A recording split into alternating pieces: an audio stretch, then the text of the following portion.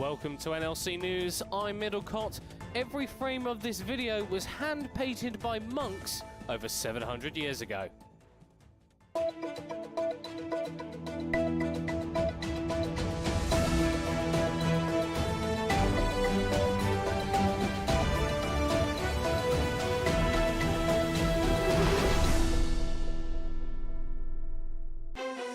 Nord have done the unthinkable and handed Los Ratones their first ever domestic playoffs loss.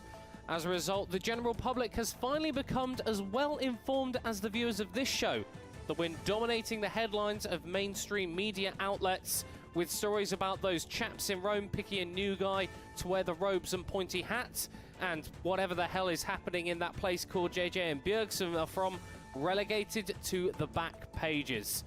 The loss has also proved a blessing in disguise for Los Ratones fans, since they no longer have to suffer daily knowing the last time they lost a best-of series was to some random no-name French blokes. If me calling K-Corp randoms has upset you, désolé, mais je m'en fous. The Ruddy Sack have finally beaten the greatest team to ever touch League of Legends with their win over Bulldog Esports. This result comes as a major coup for the organisation, whose tenure in the NLC has been very similar to Mikel Arteta's Arsenal. Yes, they look good at points, but they haven't been able to find success in the league. Whilst Ruddy Sack are now guaranteed to attend the NLC finals at Leagues Disrupt, questions remain as to whether Don Jake will attend, due to the Danish government's disapproving view on his horrendous Danish accent that he does time and again. Worries have also been raised over the health of BDG co-owner Jolly, who has been diagnosed with a rare throat condition, which means he can only sing when he's winning. Venom Crest have had to withdraw from an NLC anti-toxicity campaign after relentlessly bullying DMG in their recent playoff series. AD carry Kobe, who is 45, was the ringleader with a string of dominating performances that left DMG with several boo-boos and a few owies that Mummy will make all better.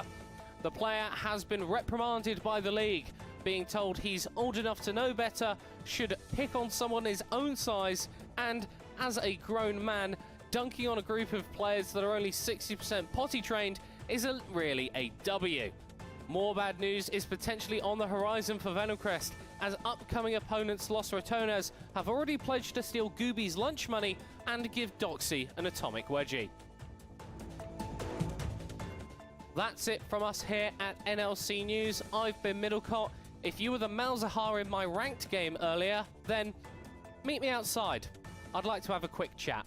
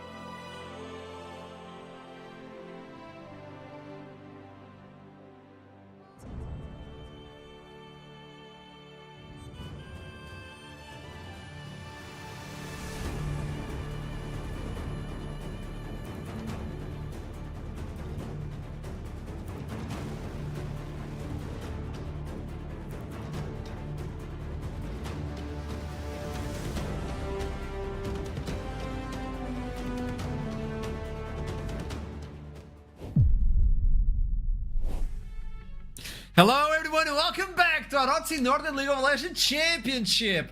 We are on playoffs, a lower bracket, which means whoever loses today is gone. We've said it in the past, let's make this a present. My name is Luciano Maya, and talking about present, let's introduce the disc. It's gonna be Trouble and Duckling for today. How are we feeling? Yay. And Trouble she is did it muted. again. I love You know what? the At this NLC. point, at this point, I'm also directing this question to production. Wouldn't they worry if I wasn't muted? Like something will go wrong in the day. Now we get it out of the way instantly, so now the rest can be smooth sailing. Yeah, I mean, there are three Yeah, what's the certainties in life: death, taxes, and trouble muting on the NLC. The three things you are guaranteed to have happen once a week at the very least, or what? Not once a week. I wouldn't hope that, but once in your life at the very least. I mean, I'm at a different setup today, guys. I hope you guys enjoyed the different background here. I'm back home at my parents' place, but I'm still absolutely locked in for the NLC. Is this a YouTube video? Welcome to my crib, and this is my MTV My Cribs. Oh, Moving my, back. I love it. I love it. Okay, welcome everybody. Today is going to be a lovely show, but for you to understand what's going to happen and whose teams are going to be playing, might as well look at what we have currently, the menu, which is the bracket. And when you look into this, yes, it is exactly that. And things are getting extremely spicy on the lower bracket. Today we are on May 7th, which means we're gonna have Verdant versus Chaos for the best of 5. Tomorrow on the lower bracket, LR is going to be playing versus Venom Crest. Yes, you heard me well. And to talk about that, let's talk about previous week. B-roll! Holy. Okay, previous week. That's exactly what I wanted to start with. It's the most exciting thing that we have lost returns through the lower bracket. One, because you rats in the chat want to see them play more official games. There you go. They delivered.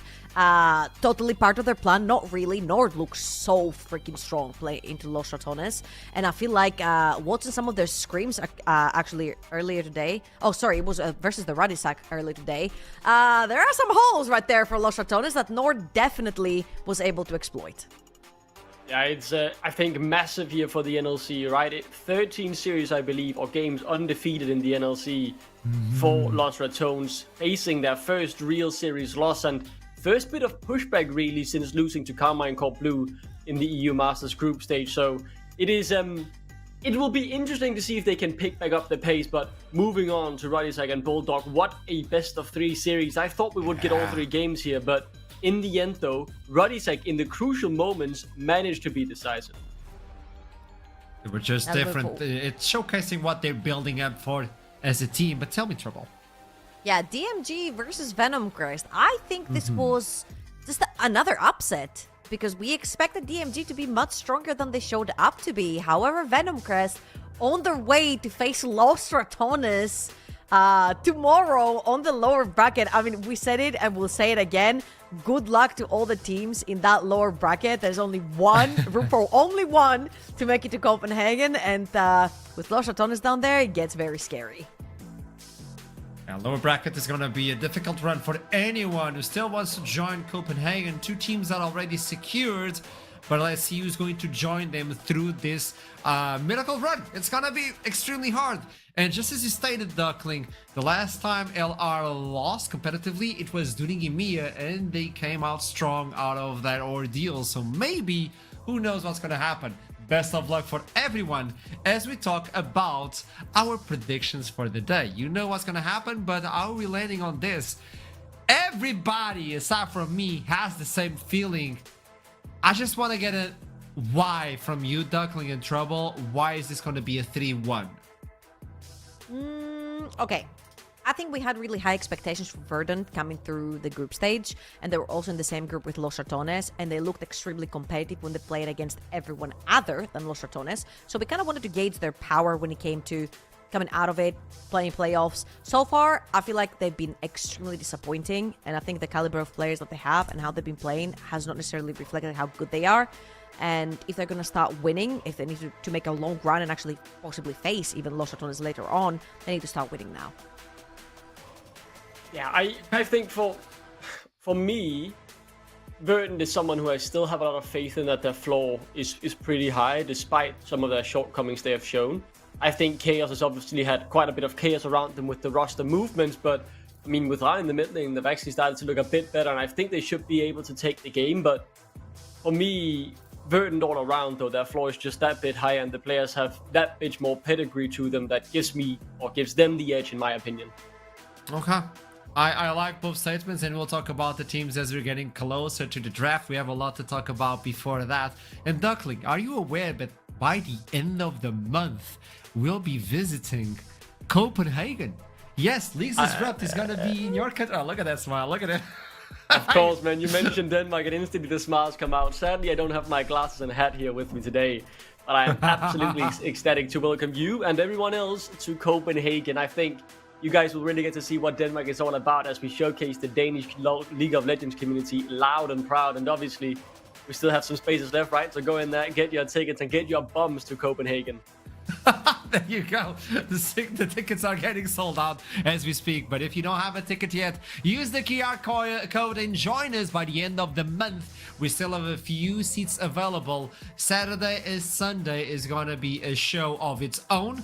Both days are going to be different, not only on the teams that are going to be playing on the stage, obviously, but also on the content we're going to be able to provide you and the personalities who are going to be there to welcome you as well. And if you don't know, Denmark has a really good cuisine. We're still waiting for some, ideas for that. So if you know, do let us know, because Duckling has no idea. I have many ideas.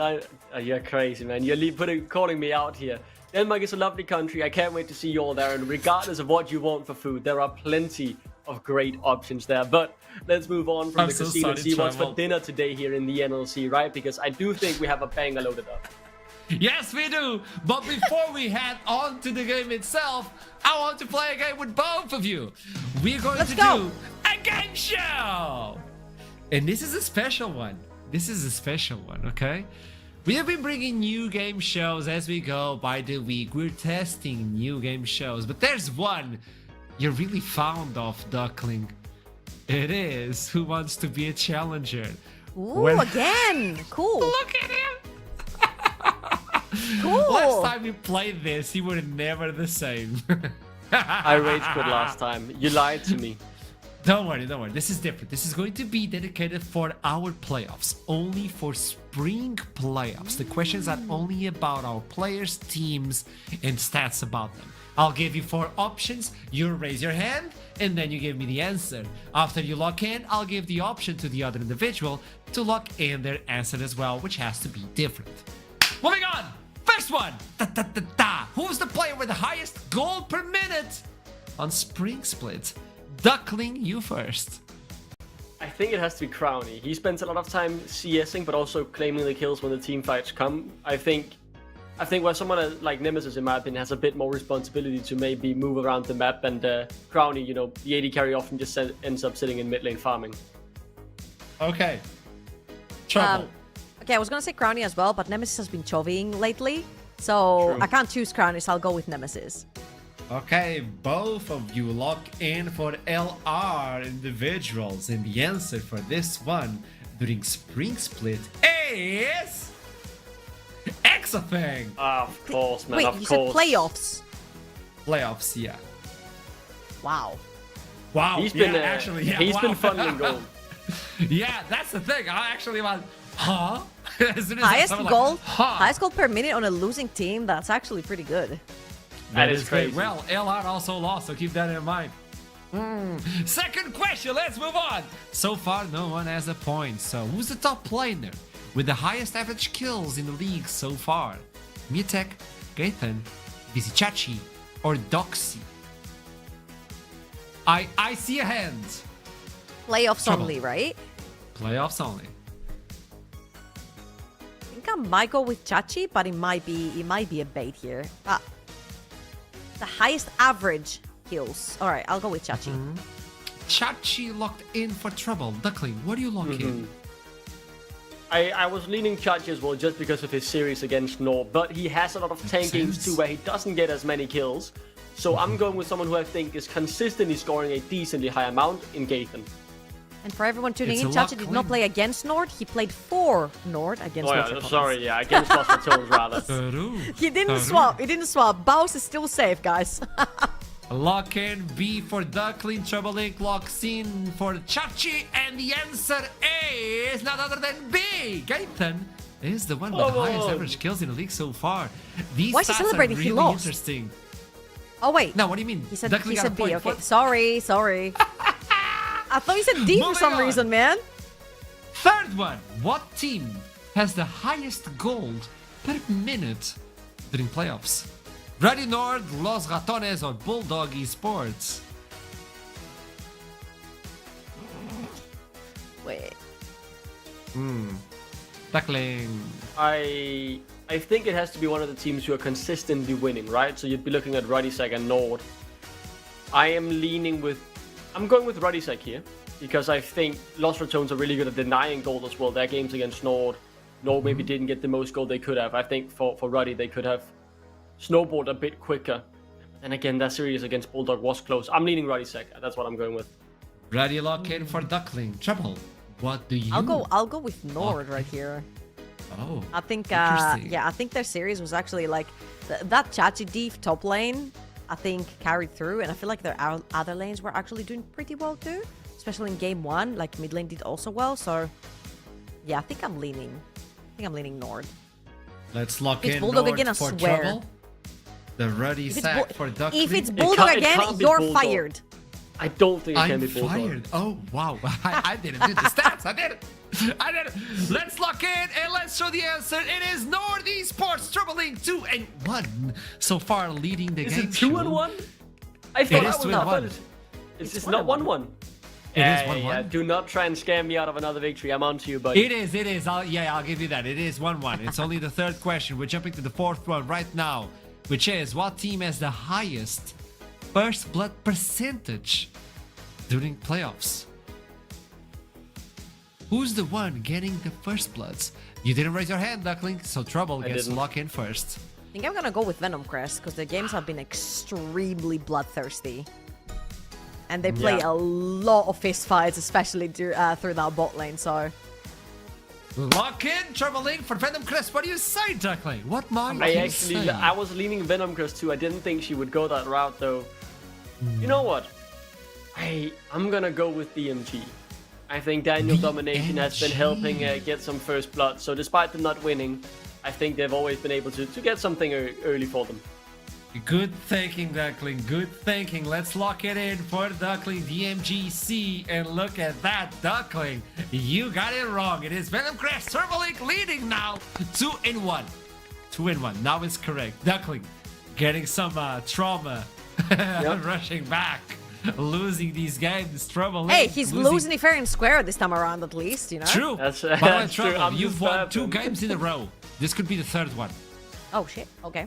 Ah. I'm looking During in. playoffs, only one team has 100% of Atacam.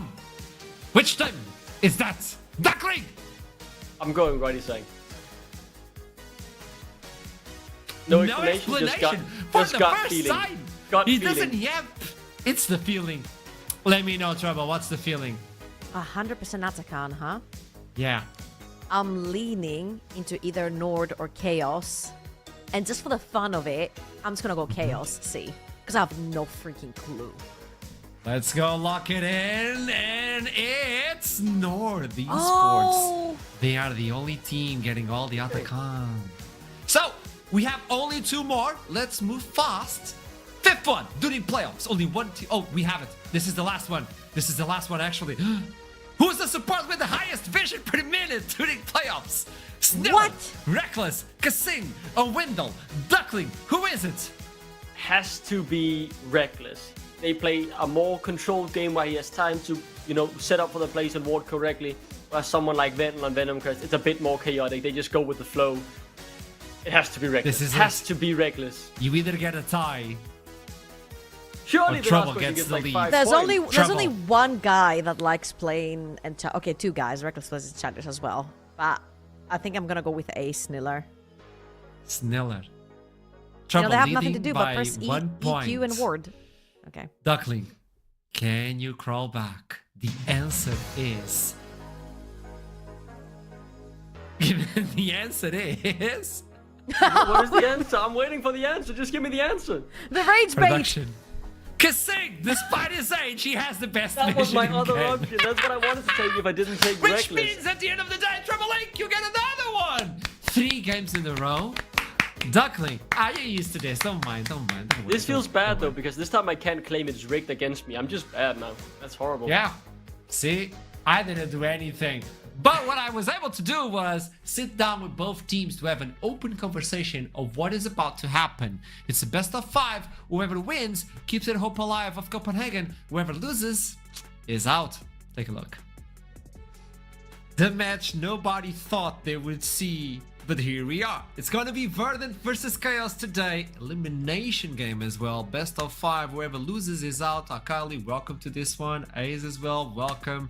How are you folks doing? I know you just got up, Akali. I know you just got up, so you first. How are you feeling, boss? I mean, I feel sleepy, but I came on a mission, you know? Like, if the duty means saving up the team, then here I am, of course. Ace, same feeling, I guess. I mean, we just want to win, no? I feel good. We always feel good. We have an ADC on mid lane. I mean, we got away with it last time.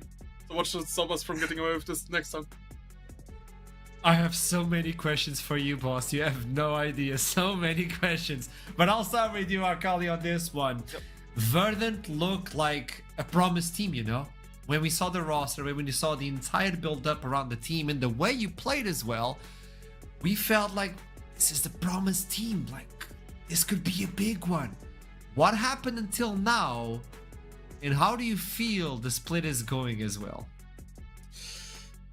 From what I've seen in day 1 when I joined during the past week, I've felt like the team needed some kind of structure and organization, mainly.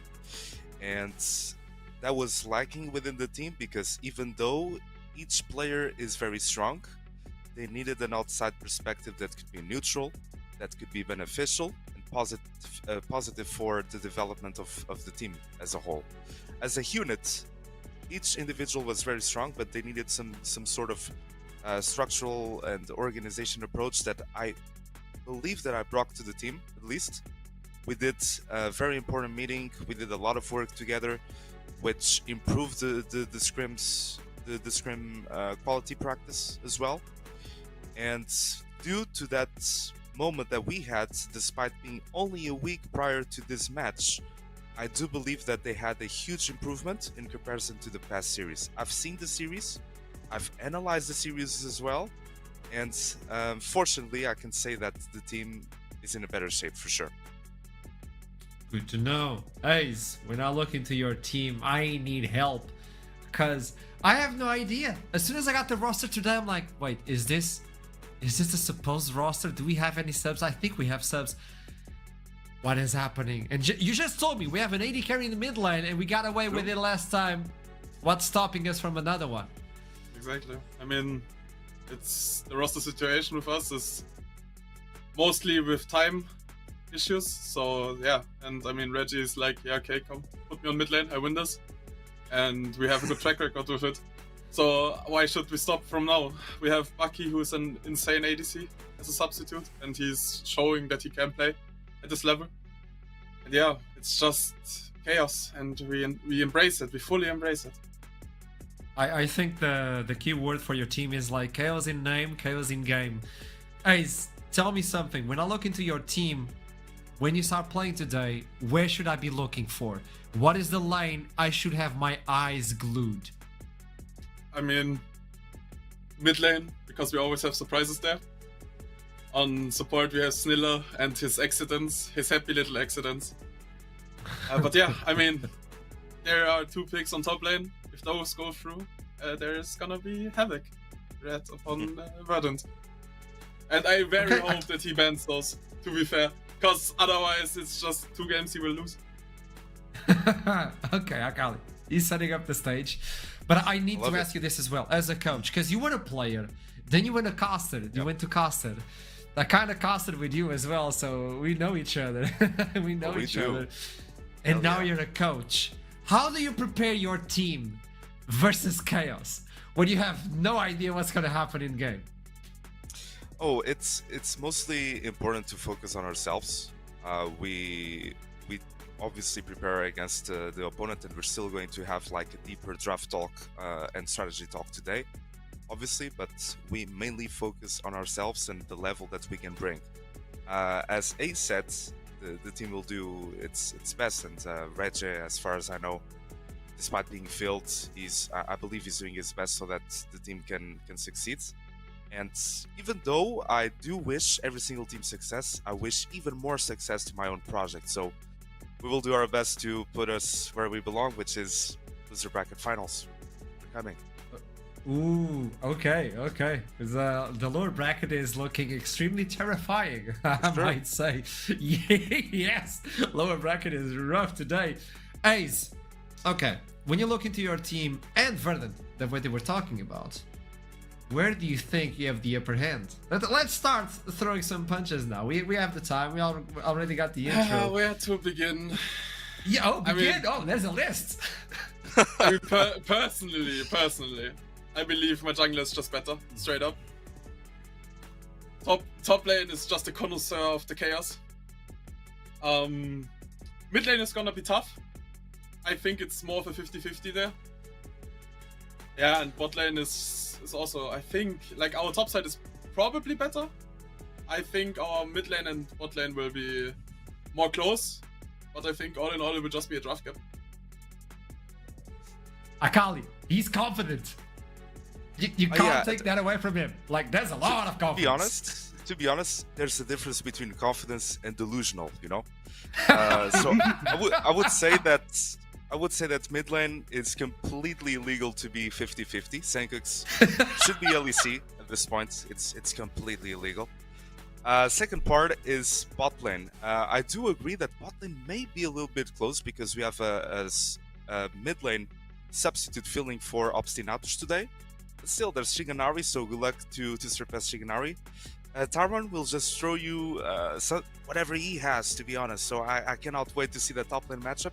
And for jungle, I mean, I prefer noodles over rice. So yeah, I guess we'll just be fine. About draft cap, I would say that, yeah, I mean, confidence is one thing, and delusional is another. So we'll stick to that. I mean, we will see, no? Let's get those numbers out then. Okay, this is elimination. Yeah. Whoever loses, promoted to viewer. Let's start getting those numbers. Ace, what do you think is going to be the score at the end? Honestly, I don't care. It can be a 3-2 as long as it's not 6.5 hours again. I swear, if I have 40-minute delay between game 4 and 5, I'll find you. I'm not kidding. It's not. Last time it was not our failure to. We wanted to be quick about it. To be fair. Okay. I gave that one. You're right. Akali. With all the banter aside, I would say that we are definitely favored, but I do believe that Chaos can bring a good match by bringing the chaos that they have. I think they have possibility to do it, of course. I do believe that we're favored and the expectation should be probably us going 3-0. But I would be happy that they push us into more games, even. Not ironically, because I think that we need even more practice so that we can become better. But regardless of the banter and all of this interview talk, I just want to wish the best of luck to Hayes and much respect to the team as well, for sure. Same to you, brother. I mean, we talked on Twitter. Thank you. So best of luck to you. Yeah, because you know each other as well. Everybody knows each other on this interview. I love it. Hey, best of luck within the Rift. Let's see who comes on top on this one. And chaos is chaos. Let's see if Verdant's got it in the bag. Let's go. I'll see you soon. Chaos in name, chaos in life. This is it, Verdant versus Chaos. The show we didn't know was about to happen. They somehow survived until now to their own merit by bringing the chaos. But when we look into Verdant, we almost looked into them like, they have so much promise. They have so much within them. When you look into this roster, and we have to highlight that Erol is going to be playing support for them today. Obstinatus is not playing. I'm gonna let Ducklin talk to us about Erol because I know he did a little bit of research around him. The rest of the roster, of course, is gonna remain the same. I'm gonna chat about them a little bit more extensively, but Ducklin, take it away. Yeah, I think Erol is a name you might have seen before in the NLC if you watched for a few years. Formerly has reached the finals and played at EMEA Masters with Verdant as well back in the day. Last split he was playing in the Danish league as a mid laner, where he's always played competitively for my personal little team, and he was doing a phenomenal job there. But in the time of need, he sucked in here for Verdant on this substitute position, so role swapping as well. I expect him to bring chaos and a good amount of content to the bot lane, playing things like the Nico or the Ellie, start taking an engaged role for the team, as he's someone who doesn't just like to sit back. That's music to my ears. The second Duckling said Nico, I was like, yes, more supports that can be one Nico in the NLC. We need this. Yeah, and when you look into the entire team, every single part of it can be a carry. That clip was specifically about Sidon with the Jax just demolishing Ruddy. It's really good and interesting to see how they fare from the top of the bracket now to the lower. They had time. They had time to adjust. They had time to work on their flaws. And this is what I'm interested about. And when you look into them, I believe you were highlighting Trouble, the way they draft. And I think this is really important, especially when you step in onto a best of 5. Yeah, absolutely. I feel like if you look in the draft, in this particular one versus Radisak, I feel like it was a very particularly well-rounded draft, if you will. There is your classic element of front to back, but look how elusive all the champions are, right? You can really catch with Phase Rush, Jax jumping around, same thing for Ezreal. Can they form a front to back? They can. Can they play side lane with Raz and Jax? They can. Can they play your more chaotic kind of flanky style? Sure they can. Can they scale into the late game while also having agency early? Of course they can. They've got the Rise that can push lanes. Same thing for Jack's top lane. So I feel like this was probably like the most well-rounded composition that we have seen come through for Verdant. And this sort of let's scale into the late game kind of situation really did fit them. Because I feel like a lot of EU teams do that, even like in the LEC. If you think you're the better team, just pick the more scaling composition, and eventually you're just going to win the fights. If we're talking about individuals that are able to carry not only in the mid but in the late game, we have one specifically for Verdant who has a little bit of experience within League of Legends. Just a little bit. I mean, Yeah. good gracious, what can you say about him? What a player, right? I mean, 10 years of competitive experience, having played in the LEC before it was even a thing, like on Dignitas EU, promoting up with what then became the Splice lineup, making finals in LEC, playing at Worlds as well. He's had a plethora of experience across different ERLs in the most recent years, and from every single bit that I've known, he is a stable force, as his stats show as well, but he's also a true leader in a team environment. And I feel like what I particularly wanted to highlight with his lane stats right here, these stats that you see, the lane stats, they're throughout his 10 whole years. This guy is positive in laning phase throughout 10 years. That is his average through his entire career, which is something that is so freaking impressive. Yeah. He is so good in lane, and he's very, very strong on more of the control mages. As you can see, we have also highlighted his most successful champions in terms of win rate, but also a big bulk of games played. And I feel like he is a lot of the times the difference maker for his team, especially when he gets to scale with things like the Azir and the Victor that we see here. 100%. Sometimes a player may have a small or a bad split. It happens to everybody, adjusting to the meta and having 10 years without Changing your name to a single Cress, negative. then go back to Senkax. You know, like, it's scary. And the experience this player brings within the team, like the voice of reason as well, I think they're more than comfortable. But when you look into the other side, Chaos, are you comfortable versus a team you have no idea who's going to be playing? Who's we know these Vi was gonna be- players? Yeah, Vi is there, Snillet is there, and we can finally update you on who's going to be playing today. You think it's gonna be Ta-da! Wait. kinda the usual? Kinda the Hey, usual. yeah. Shakal, Haya, Baki. It's You know something them we've definitely. seen before, right? I think Rai moving to the mid lane has worked surprisingly well. It was something that I thought, well, that spells the end of that split when he had to move there, because I saw him as their most consistent carry throughout the bot lane. But no, I mean, he's been able to translate that relatively well in the mid lane, and he's even been able to dive into champions like the Yone, which obviously he hasn't played in the bot lane, and to a decent and sometimes even good amount of success. So despite all the roster shuffles Chaos has had, I think they've been a positive surprises. But remember how they finished in winter, right? They were one of the first teams eliminated, and here in summer, or rather spring, they have been improving despite tough circumstances. Yeah, I feel like particularly this series versus LLS, I feel like majority of us had LLS coming in as the favorites. Riot was a big reason as to why this series leaned towards Chaos. In my personal experience, I do like the guy more on the control mages, such as the Victors, the Syndras, and Orianna. Something that is much easier than a Yone to play. You do know what my opinion is about people who off-roll Yone here and there, but I feel like, yeah, on the control mages, it's just much easier to control the pace of the game, whilst also being a force to be reckoned with. You can just farm, play again up to that late game, and right now you also have a really tough task in playing a lane into Sencox. So I think the more stable you are, the better it will be in that mid lane. I will just say, if anyone knows Sencox, well, it is Rai qualifying to the NLC finals in summer 2020 together on Riddle, right? I mean, he's definitely known what Sencox can bring to the table. So former teammates as AD carry and mid lane, now matching up against each other in the mid lane, he has his work cut out for him. And I was able to bring this up with Ace privately, talking a little bit about the composition. Since you have two AD carries, you can even work a little bit around it and maybe bring something different on the bot lane where you can bring an AD carry in the mid lane. And I was like, maybe even a Sona Seraphine just to annoy us. And he started smiling like, it's not that far-fetched, Josh. I'm like, oh, yeah, actually having another AD carry in the team allows you that. But when also you have a really stable support like Sniller, things are a little bit unlocked, and there you go. His champion pool allows him to play whatever. We don't see the Sona though. Not yet.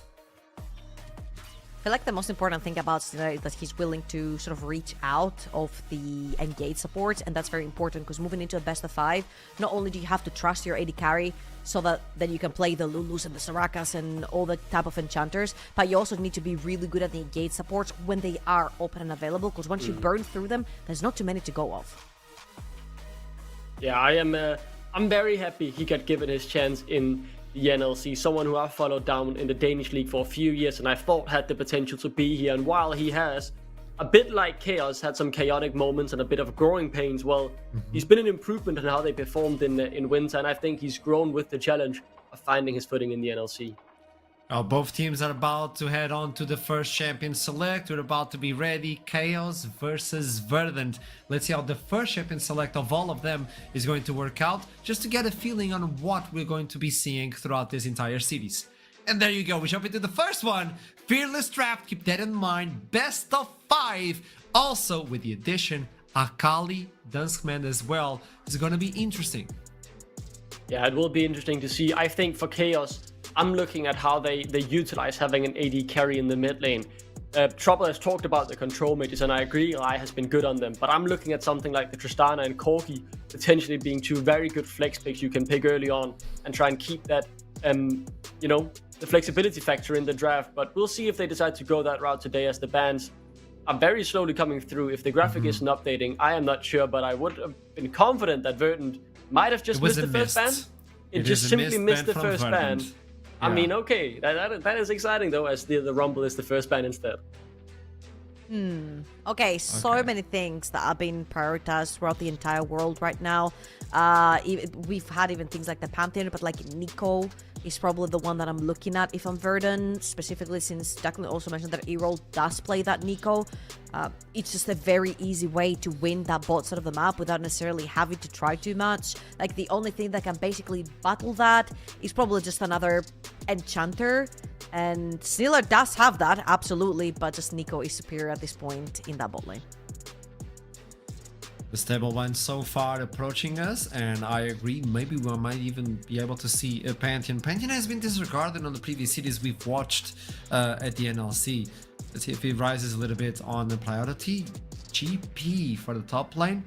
A different attention from Verdant versus Chaos on Champion Select. I fear a lot of those high priority are just going through, like even the battles and stuff like that. Okay, well, that comes to Varus. I mean, such a safe B1 finally taken off the table. I think alongside the Gwen and the Rumble, Chaos have really hit the head on the nail here. Understandable, the direction they've gone, but that does leave something. Like the Jace Open, Tyron has not had the greatest time on it so far, if I recall correctly, from his recent series against Ruddy. Regardless, though, it does get locked in here, and Now for Chaos, I mean, a lot of options open as Verdant have only targeted that top side. I'd like to see potentially a Sion get locked in right here for yeah. Vayu, as well as things like Nafiri is open, Talia is open, Zinzao is open. There's so many good pairings together with Talia. If Shackle wants to pick his jungle here, that hurts me so deeply to see a Maokai R1 with things like Zin, Sejuani, Pantheon are still up in the pool. But I feel like Chaos are primarily potentially going for comfort here. If anything, locking in their jungle and bot lane. Yeah, you talk about it. I'm not the biggest fan of this here from Chaos, man. I would have really liked the Sion as well. We saw how much Tayron struggles into that matchup in the exact same situation against Gaethan. They're really showing more of their cards than they need to, in my opinion, as Verdant. I feel like, I mean, they have a lot of options they could pick from now. The Nico would be an understandable one here as well before what I assume is Erol's limited support pool does get trimmed out. So maybe they could take that, or they could just take the AD carry and make sure that pool doesn't get trimmed further. We'll see what they decide to go for. Just slam the Talia right here, I would say. Oh, okay. I mean, yeah, fair enough. Fair enough. I mean, you know you're not playing against a Jarvan or something else, so I think it's a fair enough lock in. But it's a bit, it's not the thing I'm the most fan of, though. It's okay. Might be able to pick a support of engage for Sniller and then focus down on that road on the bans on the second phase. I'd like that. Or maybe just try to pet it on the top side. You get some comfort for Vayu, because when you look into these two, Titan and Vayu could be the line to watch. There you go. It's a Poppy. Okay. Vayu's done fantastically well with Poppy. However, I don't see her disruptive nature here yet. Like, maybe you can stop the Zinza from dashing in. However, a Sion would go so hard here. Neither Misfortune nor Jace can actually go through a mid shield like the Sion. And then you can ban things if you're worried about Azir and Ryze later on in your 4 and 5 bans here for Chaos, right? Again, I feel like for Chaos right here, I guess it's more prioritized to get them on their comfort champions so they can play to their best ability, at least in that game 1. I can see why also it is on red side, and it is much easier to play on blue side when you have that priority B1. So I guess comfort right here is much more important for Chaos than anything else. Are we... This could be like one of those flags where you put it on Sniller and just fake it and maybe pick something for Vayu in the last pick. I think it's far-fetched, but it's a possibility, this Poppy, to go onto the bot side. I find it weird, but let's see. He played this Victor so well, so maybe, yeah, there you go. I think that's a very good lock-in. I think Verdant have wasted a bit that bans, that the Tristana and Corki, that value not only comes in game, but also what it gives in the draft before you show your AD carry, right? So banning that, knowing damn well, we just saw in the highlights, Rai play a very good game on that Victor, leaving that open. I thought maybe they would go for the Alistar to try and take that away from Erol, but also play into Sniller's strength. We'll see now, though, as Erol is about to lock in his first support of his career. Before that, though, Sencox gets the Ahri. Ooh, Ahri Zinzao. Pretty okay duo. Usually see the Ahri better paired with things like the Vi. I wish he had slammed the Akali here. Sencox has played Akali for so long and he's really good at it, and I feel like a lot of the champions are not particularly too tanky with like Leandry's first on Maokai and whatnot, and you can just basically make it into the backline. You make Victor's laning phase a hell, same thing as Azir pretty much, so it could be an Akali angle right here, but Sencox chooses to go more with that Ahri. Now, if this prom gets locked in here, I'm getting very, very worried for the side of Chaos. It is a pretty good lock-in when you look at, oh, it's playing into Leona, Misfortune, it stops the bullet time, yada, but your only realistic engage right here is going to be that Maokai, and once the roots are down, you don't really have another way of just reaching that backline for Verdant. And if you see how like elusive the Ahri is with all of her dashes, plus Zinza with how disruptive he is with his ultimate, I feel like Verdant have a more put together composition where at least in the early game they can play through that mid jungle duo. We're 100% Duckling and Troubling. The champions are in display. What do you think is going to be the number at the end of this one? I feel like Chaos missed a good opportunity. I thought they had much better options in the draft, but they've chosen to go a bit more comfort than maybe what the meta would decide. I'm leaning towards Verdant, though. I think they have many good things going for them. I think Erol got something that would fit his playstyle in the support pool, so he shouldn't feel too uncomfortable.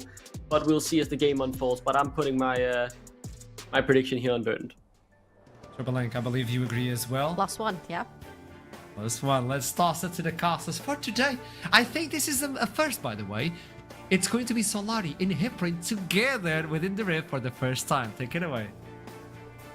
Thank you very much, Archer. Apparently, I'm really forgettable because Solari also thought this is our first cast together. Yes, I was so sure. I still It's not even our cannot first cast of remember the that they year were cast together.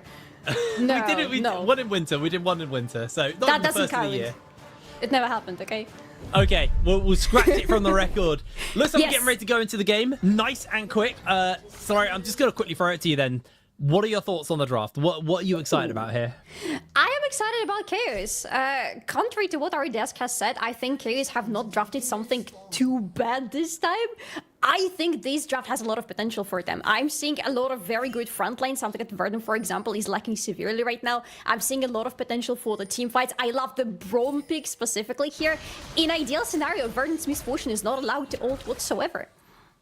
Yeah, I mean, when you look at some of like the individual champions and what they can do, like obviously Poppy is going to make Senkux and Noodle's life a lot more hard with the steadfast presence. Obviously the Braum, if positioned well, can just shut down Shigenari's ultimate. My only concern for Chaos is their damage is somewhat limited, right? Like That's true. Raya and Baki are the only two players on this team who are like your dedicated damage dealers. Now, Poppy does Poppy things. That champion does have incredibly high damage, even though she goes tank.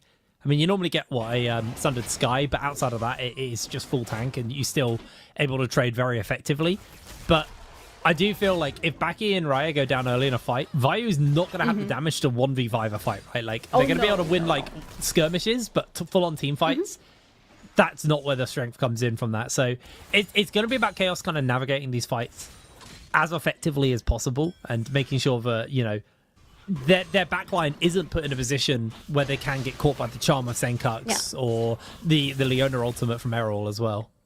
Yeah, that's true. I love how you put it, because yes, there are so many more champions that deal a lot of good damage on the side of Verdant. We're talking about everybody except for a support on the side of Verdant who is able to deal damage in some shape or form. While for Chaos, we have a lot of frontline, we have a lot of setup, but if anything goes wrong for those two damage dealers that you've mentioned, for the Victor and for Israel, if they're not set ahead in the early game, that is going to be pretty hard for Chaos to find enough damage to actually kill Verdant, because yes, they're going to be able to stop them, yes, they're going to be able to disrupt their engage into the Chaos. But what do you do afterwards? Yes, you've stopped them, but you also need to kill them in order to progress and to get something else on the map. Yeah, it's also looking at the comps and just taking another brief kind of rundown of it. What I do like about Chaos is it is actually quite a reactive comp. There's very limited engage on them. Like, Leona is basically your primary engage. Like, Noodle's more follow-up engage. And it is non-committal engage with the Solar Flare once Errol hits 6. But Chaos want you jumping into them, right? Like, you've got the Maokai, you've got the Braum, you've got the Poppy. Oh, yes. You are a full-on disengaged comp. So Errol honestly is gonna have to be the hero of this game. Like, I feel like a lot of these fights will be made or broken by Errol's performance here. Can we safely say that probably this Leon is going to die a lot in this game, but this is going to be justified deaths? You know how we talk about one specific team and one specific player usually dying on purpose. Leona might be the case here, but hopefully I'm wrong and everything is going to be fine for Verdant. We still, I believe the majority of us still voted for Verdant to be the winners of the series today, but we're yet to see that from them. That's only game number 1. I'm excited for this series. I want it to go into the all 5 games. I want to see all the players going really deep into their champion pools, but before that happens, we need to go through game 1, and it's been slow, but I wouldn't say surprisingly slow, because looking at these junglers, you don't expect a lot, at least pre-level 6 action from them on the lanes. Yeah, I mean, you want to see them trying to find little skirmishes with each other, and then like with Senkux in the backup. I mean, Ari Xin Zhao, very, very skirmishy early, so as you can see, Noodle's able to jump in, steal camps away. This is exactly what he wants to be doing on that Xin Zhao, just playing Denial to Shackle. And top lane, Vayu is having a bit of a rough go of it. Tyrant here on the Jace, obviously got that range advantage with the Grasp, is just consistently poking him out. Tyrant's just going to make sure this wave crashes, and Vayu having a little bit of a rougher start here, but has been able to keep somewhat relevant on the CS front. Hasn't really dropped too many minions yet. Yeah, the grand idea here for Vayu is not to die, because picking Poppy into Jace, you know you're going to suffer in the lane, and you don't pick Poppy here to win the lane necessarily. But what it means on the map, though, is that Verdant are having a lot of advantage on the mid lane right now, being able to rotate Ahri, especially once she unlocks level 6, and having the prio on the top lane as well. I wouldn't be surprised if they go for early grabs as soon as they spawn. Well, Teron gets interrupted on his reset, but it's going to be able to get some damage off on the Vayu. The thing is as long as Teron doesn't go down, and I mean, Shackle's nowhere near, so he shouldn't be going down. This is good for Teron because he's going to get a reset off, and Vayu now has still got their biscuits. So, and this is pre-nerfed biscuits as well. Oh, yes. So we'll have some sustain in the lane still, but Teron's going to be able to come back with a full mana bar, full health bar. Sit relatively comfortable. Looks like Vayu, though, with those biscuits, is going to be able to heal up. I forgot how broken they are. It's only been like a couple of weeks on the new patch, but I've forgotten how much of a difference it makes. This is still the 0.8 patch. Numbers are hard, man, today for some reason. I was looking at the patch numbers before the game, and I was like, wow. Yeah, but it's before all the big changes are coming. I believe we're switching to a new patch tomorrow, by the way, but today it's still something that we still know and remember. And what I know right now, and what I remember, is that we've been looking at Shackle a little bit in the map here and there. He's still not level 6, should be rather soon, but we have a Dragon on the map. And having Bucky and Snealer feeling rather comfortable on the bot lane, this feels like the first objective for Chaos should be this Dragon that has spawned already some time ago. And judging by minimap, yeah, it looks like it's going to be an exchange of objectives because Noodle is already at the grabs, Shackle is already at the dragons. No blood yet, but at least we're getting in the objectives and we're getting the game moving. Yeah, it's just the handshake of objectives. Early Dragon stack here for Chaos, where Verdant, they're going to be trying to take themselves these grubs. And when you got Demolish, when you got kind of pushing lanes, you will be able to use those grubs a little bit more effectively. But looks like there's a potential roam coming in from Sniller. Riot able just to evade getting caught out here by Senkux. And I mean, to be fair, I don't know if Senkux really wants that heat right now with two members of Chaos in close proximity to him. He's taking pretty even trades here. Laser beams, 4 orbs. So grubs were picked up, so immediately Sniller recognizes that there's no room to rotate into that lane. Go for anything else is there. Teron not actually even going to take the plate there. Probably could have, but instead just farmed a couple of grass stacks. Oh, hold on, Riot has found himself caught out here. Noodle throws down the ultimate, gets caught by Shackle though. Charm lands onto the Braum, and I think that's just going to be enough. I say that as Senkux actually jumps forward, forces the exhaust out from Sniller in exchange for his ultimate. Verdant are going to be happy with that one across the board. The whole exchange on the mid lane happened merely because of the fact that Noodle got level 6 right before going into this fight on the mid lane. But that was a really good exhaust from Sniller. That's a very big tool that is not going to be available anymore, but I believe the value of it is going to rise further and further into the game, because that's what we will see Senkux trying to be doing in the fights, right? He needs to get to the back lane. He needs to get rid of Victor as soon as possible. Maybe not that soon. I think Errol might be in danger here. Gets caught by the gravity field, brought by the roots, locked in place, and that true shot isn't going to go near, but Errol, he's going down regardless. Does try and get some damage onto Riot, but they make sure that first blood goes to him. Lovely little pickup there from Chaos. And honestly, Errol making a pretty big mistake. Yeah.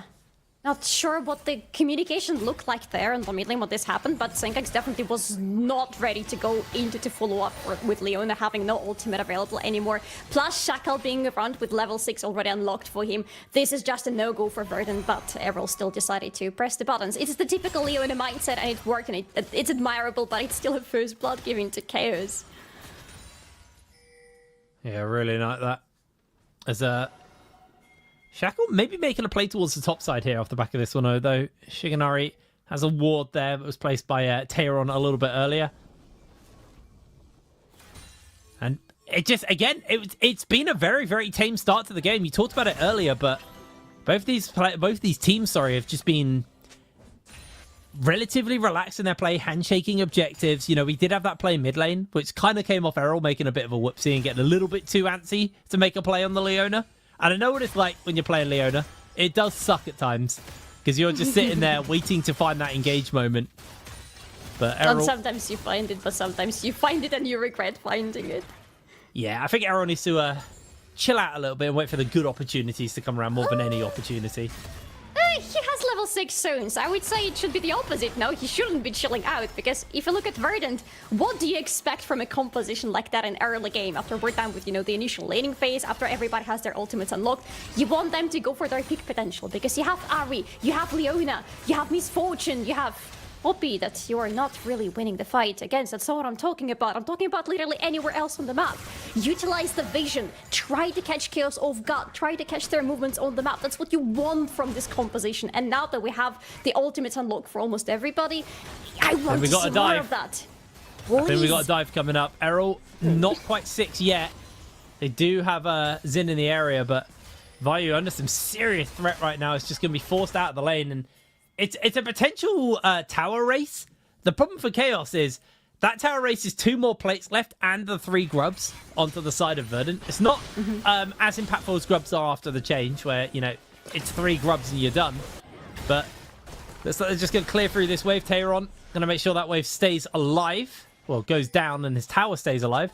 Vayu committed ultimate there, and that's Noodle's opportunity to go. Steadfast Presence interrupts the dash as Vayu's able to break away, but Noodle just going to weaken the lane, weaken the wave a little bit as it can now crash in, and Shigenari will be able to grab himself yet another plate. Grub spawning up. That'll be 6 grubs over to Verdant. Dragon should be handshaked off here, but Tayron does need to be a little careful. Could be potentially caught by a dive. He also is quite happy underneath his towers. He's just going to clear out the wave. Nice and easy. Shackle's making his way over, though. That wave is going to die out fairly soon. Tayron's caught by the exhaust. 4 members coming in. He flashes underneath the tower. Gets the knockback. Sniller going very low. Shackle now starting to take some serious damage from those towers, but it's not enough. 4 members collapsing. I gotta say, I don't quite like it from Chaos, because Verdant are getting the grabbies right now. They might be getting value in the end. So the flare comes in. There's the bullet time. The flash out to break away. Slow onto Shigenari. They do get the grubs, but Vayu no ultimate, no flash. And it looks like they're just going to call it off. I think health bars went a little bit too low. Yeah. Errol a little bit too early on that E there. Does get the Zenith Blade off into the Steadfast Presence and interrupted. So resets are coming in, but it does look like this lane assignment is holding, actually. Chaos, they TP Tayron into the bot side, so they're just looking to get first tower blood onto their ADC in that top lane. Shigenari did not have enough mana in that exchange on the top lane, to be honest, but now that he finally has the first item completed, it's going to be more damage, so Vayu's life is going to be in a great danger. But I think it's not about Vayu's life that much, to be honest. He killed Poppy, get a kill, get some money, but the tower on the top lane is what you really want to get down as soon as possible as Verdant right now. And they have 6 grubbies, because Noodle was successful at his assignments, so is the grubbies. So now Verdant are going to be able to take down the turret on top lane extremely quickly, and that's where the troubles for Chaos are starting to brew in, unless they find a way to do something about this bot lane. Because last time it took them 4 people on the bot lane to take Terran down, and they got a dragon as a result, but they still couldn't take the turret. This turret needs to go down for Chaos to be able to find some answer to what's happening on the top part of the map right now. There it is. That is going to be the tower, first tower blood going over to Shigenari. It's going to accelerate this misfortune quite a lot more. And more crucially, that gives them one of those feat of strength. They are, both teams are 1 mark off collecting in on that one. Actually, Chaos haven't even got enough kills yet. It's been such a slow game. I've not even noticed, but it's only 2 kills to 0. What's going on? This is such a tempered game. Chaos, typically a team who are a little bit more brawly, but guess they have the disengaged team this time, so they are playing the more relaxed play style and waiting for people to come into them. And so far, Verdant have been a little bit too eager to jump into Chaos, and it has cost them. As Tayron just going to clear out the wave. That Steadfast Presence is so annoying, man. Completely denied him. Imagine how much more annoying it's going to be getting as the game progresses, because Verdant will be engaging. We've already seen the signs from them of wanting to go into the fight with Chaos, and Chaos are okay with that. Because, as you said in the beginning of the game, right? Everybody on their team is fine with that. There is going to be enough space for Rhea and for Bucky to stay alive with the initial engage. There's going to be Shackle and Vayu who are going to be so annoying for Verdant to be playing against. But Verdant so far are leading on the map, I gotta say. They have the lead in terms of the gold, they have the turret on the top lane with 6 grubs. Now the objective for them is to try to get down this bot lane turret as soon as possible. And ideally the next dragon as well, because as much as Verdant are leading, they really don't want to be setting Chaos on the dragon soul point. No, they really don't, especially with it being that Hextech soul. Now, Shackle does potentially find Senkux. The problem right now for Chaos is this bot lane. Shigenari comes back with all this gold, got himself the Bloodthirster, got himself triple longsword. Like, he is so spiked right now, and every time Baki takes an auto Q, he loses so much health. As looks like Tayron may be giving up that last kill again as he's getting caught out. Vayu finds the interrupt onto him, does get the knockback. Tayron misses the Q, and Vayu secures the kill. That is the feat of warfare. Now Noodle's getting engaged onto, but I don't know if he really wants this heat. Look at the damage coming out from Shiganari. Shackle loses almost all of his health. Errol has the solar flare, isn't going to pull the trigger. That Gromp is down. That tower is down. Verdant, they got an incredibly fed ADC. And yet another time, we see that there is an exchange on the map. We see the KS are getting something, but in the end, Verdant are getting more. This is a good kill on Tayron, but the kill in the end goes into Vayu's pockets, and it would have been so much more value if it was the Victor who have gotten that additional money. Also, Vayu was extremely close there to going down. Just one Q a little bit more to the left and to the top, and that would have been a 1-for-1, which would have been even worse for Chaos. But it is what it is. They're still leading in terms of the gold, still need a little bit more to secure the feats of strength. But with their positioning on the map, they are losing massively because the top lane, the outer turret has been lost, the bot lane the same, which means right now at a minute and a half from now, when the third dragon of the game is going to come up, Chaos will be in trouble to set things up. Yeah, Verdant actually got so much map pressure just off these two towers down. Now they're looking to turn their attention towards this one. I mean, this Rift Herald also is feat of strength for either team at this point. So you know that the attention is also going to shift a little bit more towards that. But more importantly than anything, getting this Rift Herald also denies this mid tower. That's an immediate collapse onto the mid tower. They can take that tower down, and then that map becomes even wider for Verdant, and they have even more pressure to push with. So it's definitely going to start to get a little bit scary. And it's weird because I talked about how far ahead Shiganari is. But actually, if you look at the money, he's only 800 gold up. Yeah. He's not that far ahead, but he just feels like he's hitting so hard right now. And he just has so much raw AD. He's getting towards his Mortal Reminder as well. So even more pressure. But Verdant going to finish up this Rift out. The question is are they going to be able to get into Dragon in time? Because they do not have long. They got 29 seconds. They can plop down Herald, get some mid pressure, and then turn towards the Dragon. But they don't want to be giving Dragon number 3 over.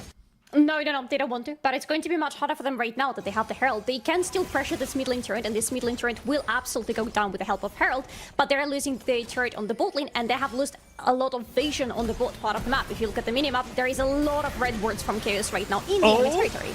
Noodles flashed in, thrown down the Crescent Guard, doesn't really get much damage off. There's going to be Misfortune inside that one. Charge onto the gravity field, doesn't get caught. Charm hits onto Snilla here from Senkux. They're going to jump in onto him. The Braum finds the knock-up on the multiple people as the Chaos Storm comes out. Solar Flare goes wide. Verdant don't find a kill, but they do most crucially take that tower. Chaos, though, may still have control of the area. There is no flash on Victor anymore, so that's something to be mindful of if Senkux wants to be a little bit funny because he has the ultimate available. There is an opening for that Ari to do that. Yeah, there's the charm down. Teleport's coming in as it looks like Raya going to join up with the rest of his team. It's a full-on 5v5, the first one of the game. Chaos, Q's coming out, starting up that dragon already. Verdant just trying to muscle the way forward. They got a bullet time. Once again, the charm goes wide. The bullet time does hit onto multiple people. Vayu's ultimate goes wide. Q hitting onto Vayu here. Great gravity field, though, from Raya. It's just going to stop the advance of Verdant. Now they're going to push through. Vayu's already lost too much health. Good charm comes out. There's going to be the lockdown into the root. The dragon's secure, but someone has already died. Snilla will fall down, and the health bars continue to be low. Errol can just chase in on that flank. Look for the Zenith Blade onto someone and look to chase it down. Senkux clashes forwards with the charm, doesn't hit it. And again, it's a lot of posturing, but only Snilla goes down and the dragon. Yes, and that makes you question whether that was worth it for Verdant, because you gotta give it to them. They walked into a situation that was extremely hard for them to walk in. They're walking into the river that they have almost no control over, into Chaos who are already at the Dragon Pit, into Chaos who have Poppy and who have most importantly Maokai with the ultimate available, which means if that team with Maokai with ulti up is at the pit already, there is almost no way for you to go into them because they're going to stop you on the way. There was a cleanse on Shiganari on that Misfortune that he used to get out of the roots at some point, but other than that, what do you do if you want to engage onto them? But still, Verdant still managed to find a way, still dealt quite some damage, but having only one kill out of that, which is, by the way, the first kill for Verdant, which is insane considering that they're still in the lead, it's not really that much for them of a price to take out of it. Yeah, it's a bit of a rough one. Does mean the Misfortune has the Mortal Reminder finished up, and on to item 2. We are still also on the Roa patch, where Roa is turbo broken, so Yes. obviously that's why we got an Ari with Roa.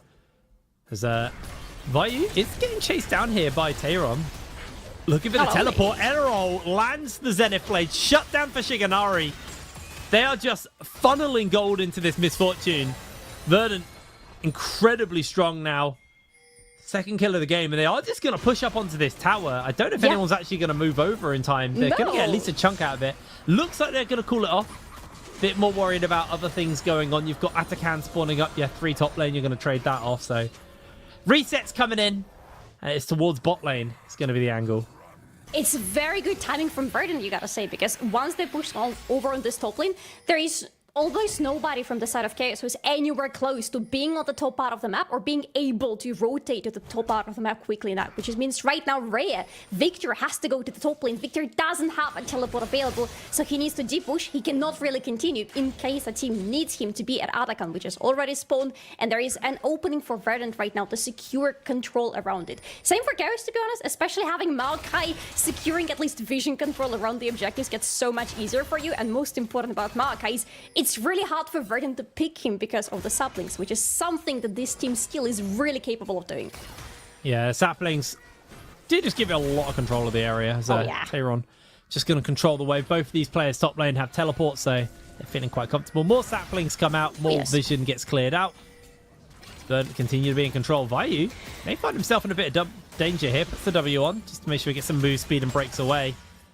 But this Misfortune, it's very irritating dealing with Misfortune when she's this strong, because even if you do get a bit of poke on her, Bloodthirster, they're just going to heal back up. They've got a shield. Oh, hold on. Noodle has found himself caught. Crescent Guard comes in, jumps in into Baki's pocket. Senkox has made his way over. There's going to be the lockdown. The bullet time into the charm as their Poppy interrupts Shiganari, sends him back to the base. Shackle finds the knock back on the Noodle. Noodle's going low, able to dodge away in the Glacial Fissure. Senkox has committed ultimate. In jumps Tayron through the teleport as well.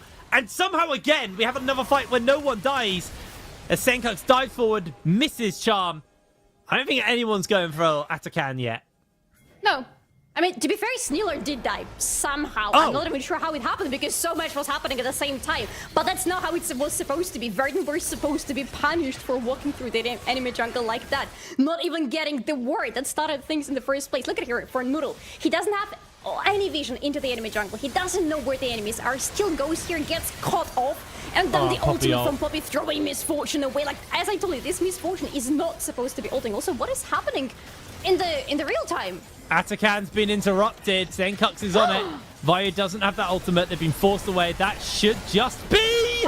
Atakan, that true shot barrage was way too close. Shiganari's going to chase forward as Vayu comes in, but the cleanse goes down. Vayu's losing way too much health. He's forced to flash away, but they're going to be chased down by the Misfortune. There's the blast forward. Senkox is making his way forwards as well. Vayu desperately trying to escape, but that is Shiganari getting another kill. Raya has been caught by Noodle in the middle of all of this as well. Another kill for Verdant. They've got the revive on the Atakan. They're going to turn their attention towards this dragon in the next 14 seconds. Not before pushing some waves out, maybe taking a tier 2 tower.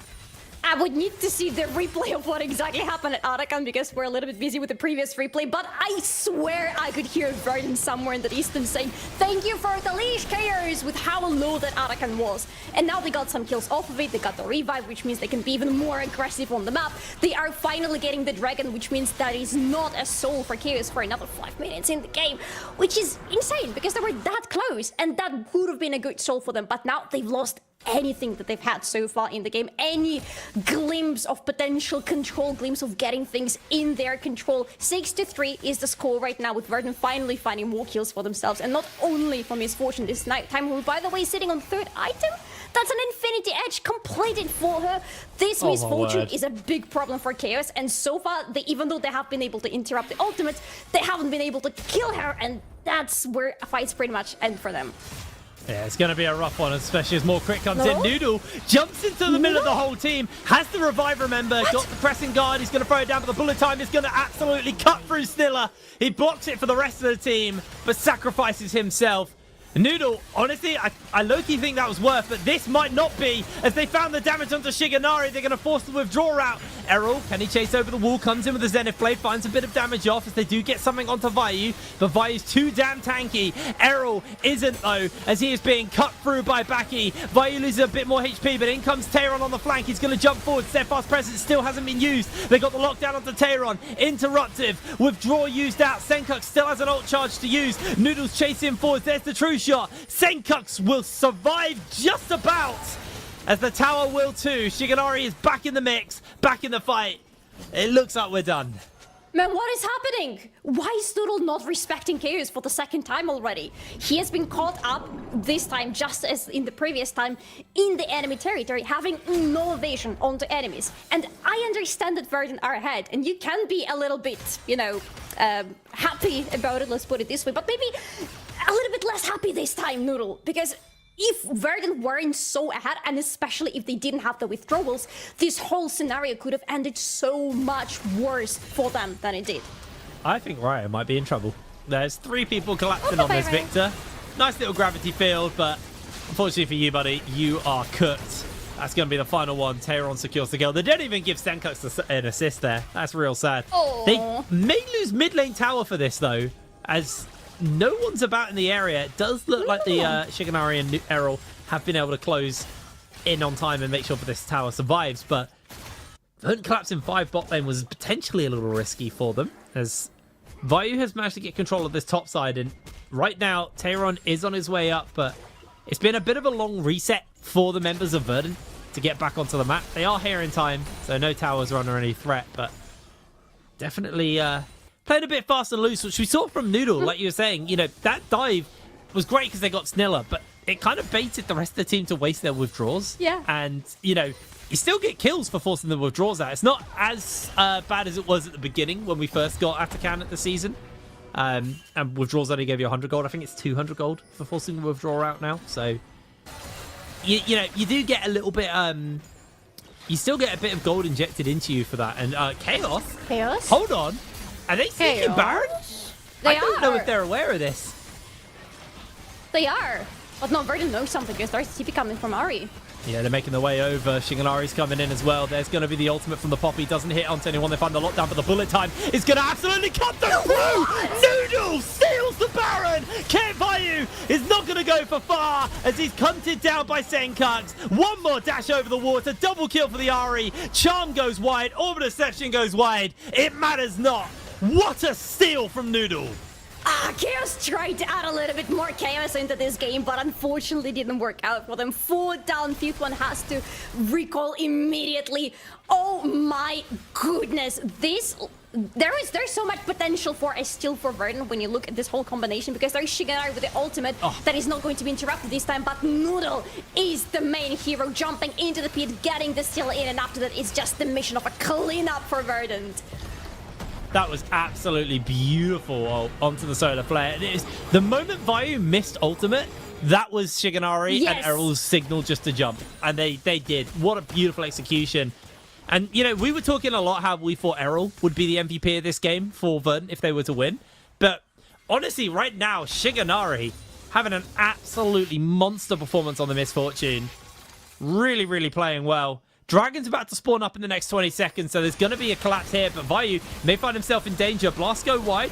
Noodle's going to lose a fair amount of HP here. Has the concussive blows onto him. Misses the wind become lightning, but in comes Shigenari. Baki's health bar just evaporated. 2 auto attacks, and he's forced out of the fight. Shigenari losing a fair amount of damage to Raya as the true shot barrage comes in.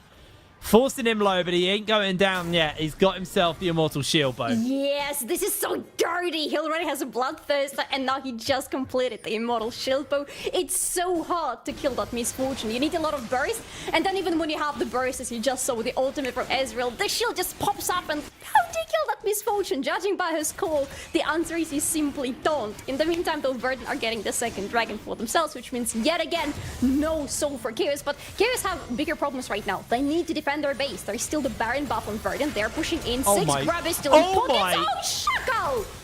That is so much damage coming out from this Misfortune. The IE just popping off. Shackle just about survives. The wave does not, as Tehran able to finish up the inhibitor bot lane, forcing a point that needs to be contested here. As Chaos, they're desperately trying to hold on to mid lane, but they traded out pretty heavily for that. Vayu Don't really know where you're going, buddy. Gonna have to be taking the long way around. Is looking for a fight here versus Tayron. In jumps the rest of Chaos. Nilok has got the concussive blows thrown down. Throws out the Glacial Fissure onto one. Errol will find himself caught, but buys space for his team to escape. Chaos, that wasn't really the one you wanted. A really rough one for them. And one thing we haven't talked about was how Chaos started this game with all of the kills. They haven't done much since those early kills. It is 13-4 right now. Yeah, because shockingly, kills don't really win you the game. Taking the objectives, taking control of the map seems to be doing a little bit more than that.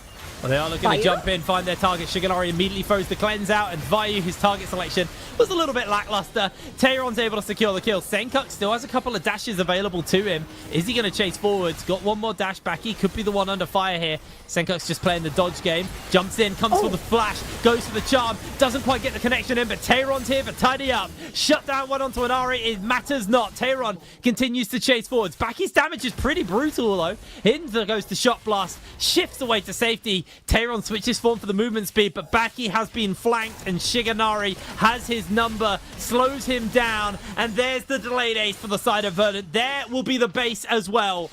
Game 1 had a very, very tempered start, but Verdant pulled it out, and it got bloody fast. And at Chaos, as you were saying, we're leading in the kills in the early game, but that did not last whatsoever. It's going to be 18-5. And Verdant, if they continue like that and take the series, would anybody really be surprised? We talked a lot about Chaos had a lot of tools to kind of shut down the engage. It was pretty lackluster kind of target selection, I think, from Chaos on like when they use their abilities. Obviously, the big notable one would be the Baron and not saving it for Noodle to send him out. Instead, they were trying to deal with like Tayron or someone. Little bit of a mistake coming out from them on the back of that one, but genuinely really clean game from Misfortune. I mean, that was an absolutely banging performance. Anyway, we're going to pass it over to the desk to break that first game down. So Archer, over to you. Thank you so much, Brian, and that's one game in favor of Verdant, and we were expecting Verdant to show up. We were talking about the promised team and the roster they have, and we did the pre-show, and as soon as they got the lead, they got the leads. But what happened afterwards? We need to talk about that. How did they get the lead, though, to begin with? Or do you want to start from before that, where they didn't have the lead, which looked crazy? Okay, if we start playing all of our replays right here, it was kind of like a combination of this is going really well for Chaos. They're taking every dragon, they're very firm around neutral objectives, and they've got an insane amount of scaling. And then they just kept ping-ponging the leads around. And I feel like tackling, we did set some expectations for Verdant coming into this one. And at least game 1, gonna hold him to game 1, wasn't clean enough. I think their hands shone through, right? This was less of a comprehensive victory than a we outclassed you because we were just simply better with our hands, but there is still much improvement to be made. And that's because we're not just looking at you have to win this series. Well, we're looking at the road to Copenhagen, right? And you're having to play against Lost Ratones if you're, Venom Chris right now. And whoever wins this plays against Bulldog, a very capable team as well. And then either Lost Ratones or Venom Crest in the final game. So you have to not just win your games, you have to confidently win them so you can go on and believe that you can take on these, on paper, stronger teams. And this here was really the chaotic moment, right? Back and forth, and in the end, the hands of Verdant pulled through, denying that Artican and denying the soul as well. And I feel like Chaos had just won the dragon fight, and then they decided that without any more of the ultimates, they were going to fight for the Atakan, right? Verdant, Respawn, came back, took the Atakan away from them. You actually need to properly set up for this Atakan as well, right? And this is not most likely, this is the only day you're only going to see it on the NLC anymore. Tomorrow we're playing the new patch and the new Rift. And here's the fun part. Great, Verdant kicked back. Now as we move forward to hopefully our next clip, they were like, okay, usually when a team has Atakan, you kind of want to take as much advantage as you can from it. You want to take outer towers, you want to take a Baron with it, like you want to take a big objective on the map. But wasn't quite the case. You like to risk it. You like to see, okay, we have that revive or the withdraw. Let's at least try to get a few objectives, a few kills, and push the boundaries of the game. And I understand 100% what you were talking about, because it's on the mid lane where they go a little bit overboard for nothing at all. Yeah, this year just kind of wasted the Otacon. I think we've seen it a few times now, right? With teams where they get too overconfident, and obviously it makes a bit of sense because right when Otacon came out, that's just what you wanted to do due to the respawn time of being so low of the withdrawals. But I think a bit too often now, we see teams make this mistake of just maybe turning their brains off, maybe going let's just keep pushing. And then you can get caught out. And Chaos does so pretty well here. It's just, sadly for them, right? They don't gain much from it. And more wants more, I think, is one of the common traits we've seen in this NLC split. And teams, just end up trying to push their events a bit too early, a bit too far. I mean, Noodle sent it there. It just dived into 4 members. Then Shiganari sees the pop. He's like, that's a pretty wall. Let me just walk right next to it. So I feel like it was kind of like... I'm just going to say, for Verdant, even though it looked like on paper a clean game, I think execution-wise, it wasn't very clean. And we said that when we saw them in the group stage with Los Ratones, they were the team that was promised to potentially try and take them down. And this was pretty much the nail in the coffin right here from Chaos. They will start this Baron, but then when the blue orb drops, just for a second before it gets disabled by the control ward, that's enough vision for Noodle to just jump in and steal the Baron. Clean, and that was surgical, taking that Baron away. But I also want to highlight the courage and also the audacity to just go for the Baron, even behind, and say, hey, this is it. This is the holy grail for the first game. And we're looking to the damage, obviously, like Jace is going to be a little bit above, but a misfortune out damaging the Ezreal by so much when the Ezreal was the priority on the pick.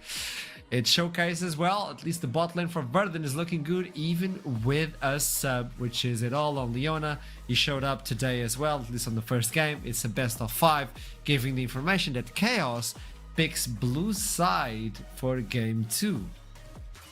Yeah, I mean, I think the blue side will be nice here for the draft. I think that gives them the first priority pick they need, right? They have options on the cards. We'll see what the bans will be when we get to that. But I think the good thing, or the silver lining you can take away from Chaos here, I feel like they still have many strong picks in the locker that they prefer to play, that they can pull out. So this isn't we put all our best 5 champions on the Rift here and lost.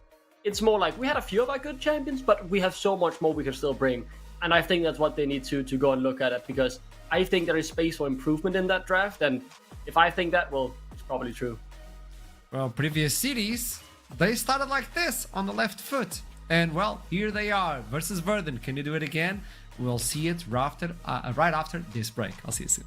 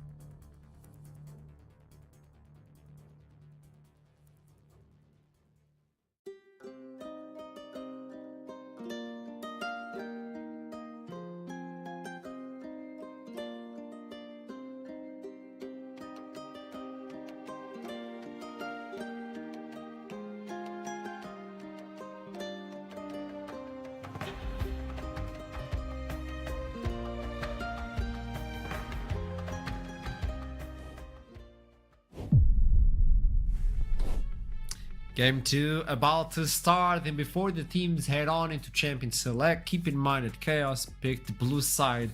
And this is a statement, this is a quote by Chaos himself, okay? Hear me out. As head chef of this kitchen, coach, I'm happy to introduce our locally sourced 5-course tasting menu. It is fusion dishes with Danish, Czech, and Serbian elements brought together. It will be an experience your taste buds have never experienced before. When someone sends me this text, I'm expecting Right now? a draft. Yeah, Wow. Okay. I want the draft for the ages. For Wait. people to be like, oh boy, they cooked. Isn't it scary just saying. how cooking on blue side is usually very scary because you don't actually have like the response to know what to pick into. You're blind picking. So now I'm actually like very excited because I've seen some Shen stuff come out over in the LPL in Rising Priority. So like Reaver Shen would be kind of cool to see. I'm just saying. It's the Giga Chat build, right? When you're doing that on blue side for the draft. If there's one thing I really want to see, I've spoken about the Tristanas and Corgis and the meta stuff, but if they're gonna go cooking, I want them to put some agency back in Shakale's pocket. These supportive junglers, that's not his style. That's not how he made a name for himself in Denmark. It's the Lee Sin, it's the Rek'Sai, it's the I take control of the early game, I gain us that lead, and then we get a good enough lead that when I fall off in the mid to late game, the rest of the team is strong enough to take over, and he can facilitate that. So it's something I've been yelling about all split, but they've never really gone that direction. And if there ever was a time to do so, when they're sending that poem to you, Asha, it's now. You have to do it now. I'm getting poems before game starts. I like it. And we're supposed to get some information, and they're okay. There you go. Just a slight delay. Don't worry, it's gonna be fixed as soon as possible to jump into game 2. Because obviously, if you have like that upper hand or weird hand of having 280 carries, you have subs walking in, walking out as well within the team. You have to be inconsistent for the enemy to be unaware of what you're bringing every single game. You have to be chaos in game and chaos in name. I think that's where they should triumph.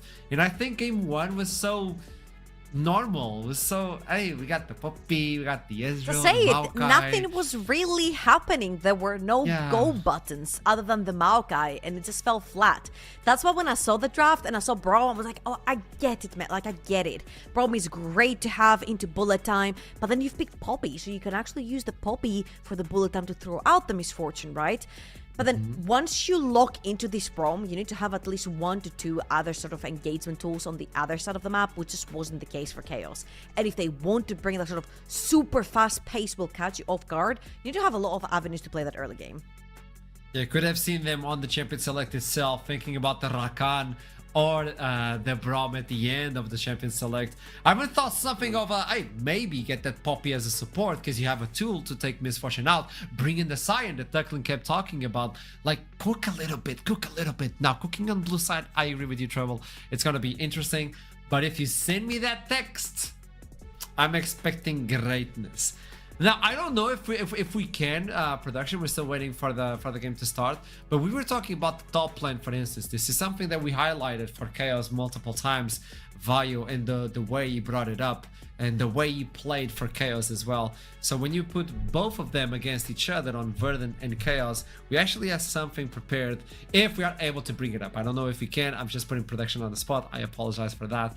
But we had a head-to-head between those top laners. I think it should be really... There you go. Thank you so much, production. You're like amazing. Titan versus Vayu. I think it's something to highlight as well. I mean, listen, Vayu really likes to do damage. Clearly, he's number 1 in his position. Man, he doesn't like creating his items and damage through CSing. Okay, all jokes aside, though, I feel like Vayu has done this thing where he'll play sort of weaker top lanes that scale later into the game, and it really shows right here. And then he will end up later on joining his team with those types of champions, Poppy even being one of them. Yeah, let's take a look at the shared champion pool, right? I think Vayu has been mainly known for the Teemo bans he's been forcing out all the time, right? But these are two very different top laners in what they like, how they play, and how they want to facilitate their team. I mean, Taron is someone who we saw in the beginning of the split really take control of his top lane himself and win lane, and basically not just win the game for himself, but also his whole team, finding solo kills left, right, and center. Whereas Vayu, as Trouble correctly stated, is very much just, you know, I'm playing for the team, I'm secking my wave if you want me to roam, or if we need to move around the map, and mid would rather catch this wave. And, you know, I think they are very different players, and we saw that in game number 1, how the draft was handled. I mean, You saw the Poppy is out already. Yeah, it shows in the shared pool as well. There's nothing. That's completely different players that they share literally 0 champions played from both of them.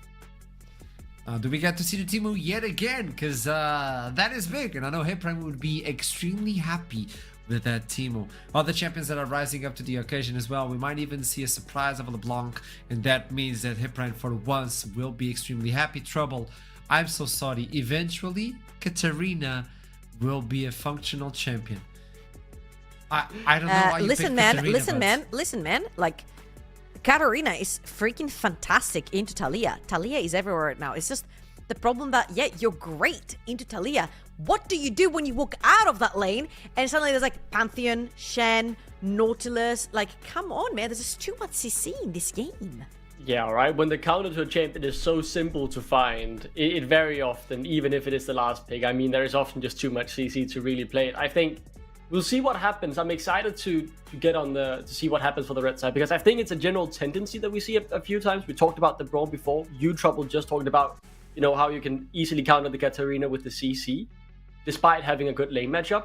I think sometimes teams fall into that trap on red side where, you know, you're about to counter something because, you know, ooh, I have a really good lane matchup into this guy, and then you fail to maybe take a bit into account how it looks in the grand scheme of things, of the whole rift, and that ends up with these situations where something like the Brawl, in this one isolated scenario against the Misfortune, makes a lot of sense.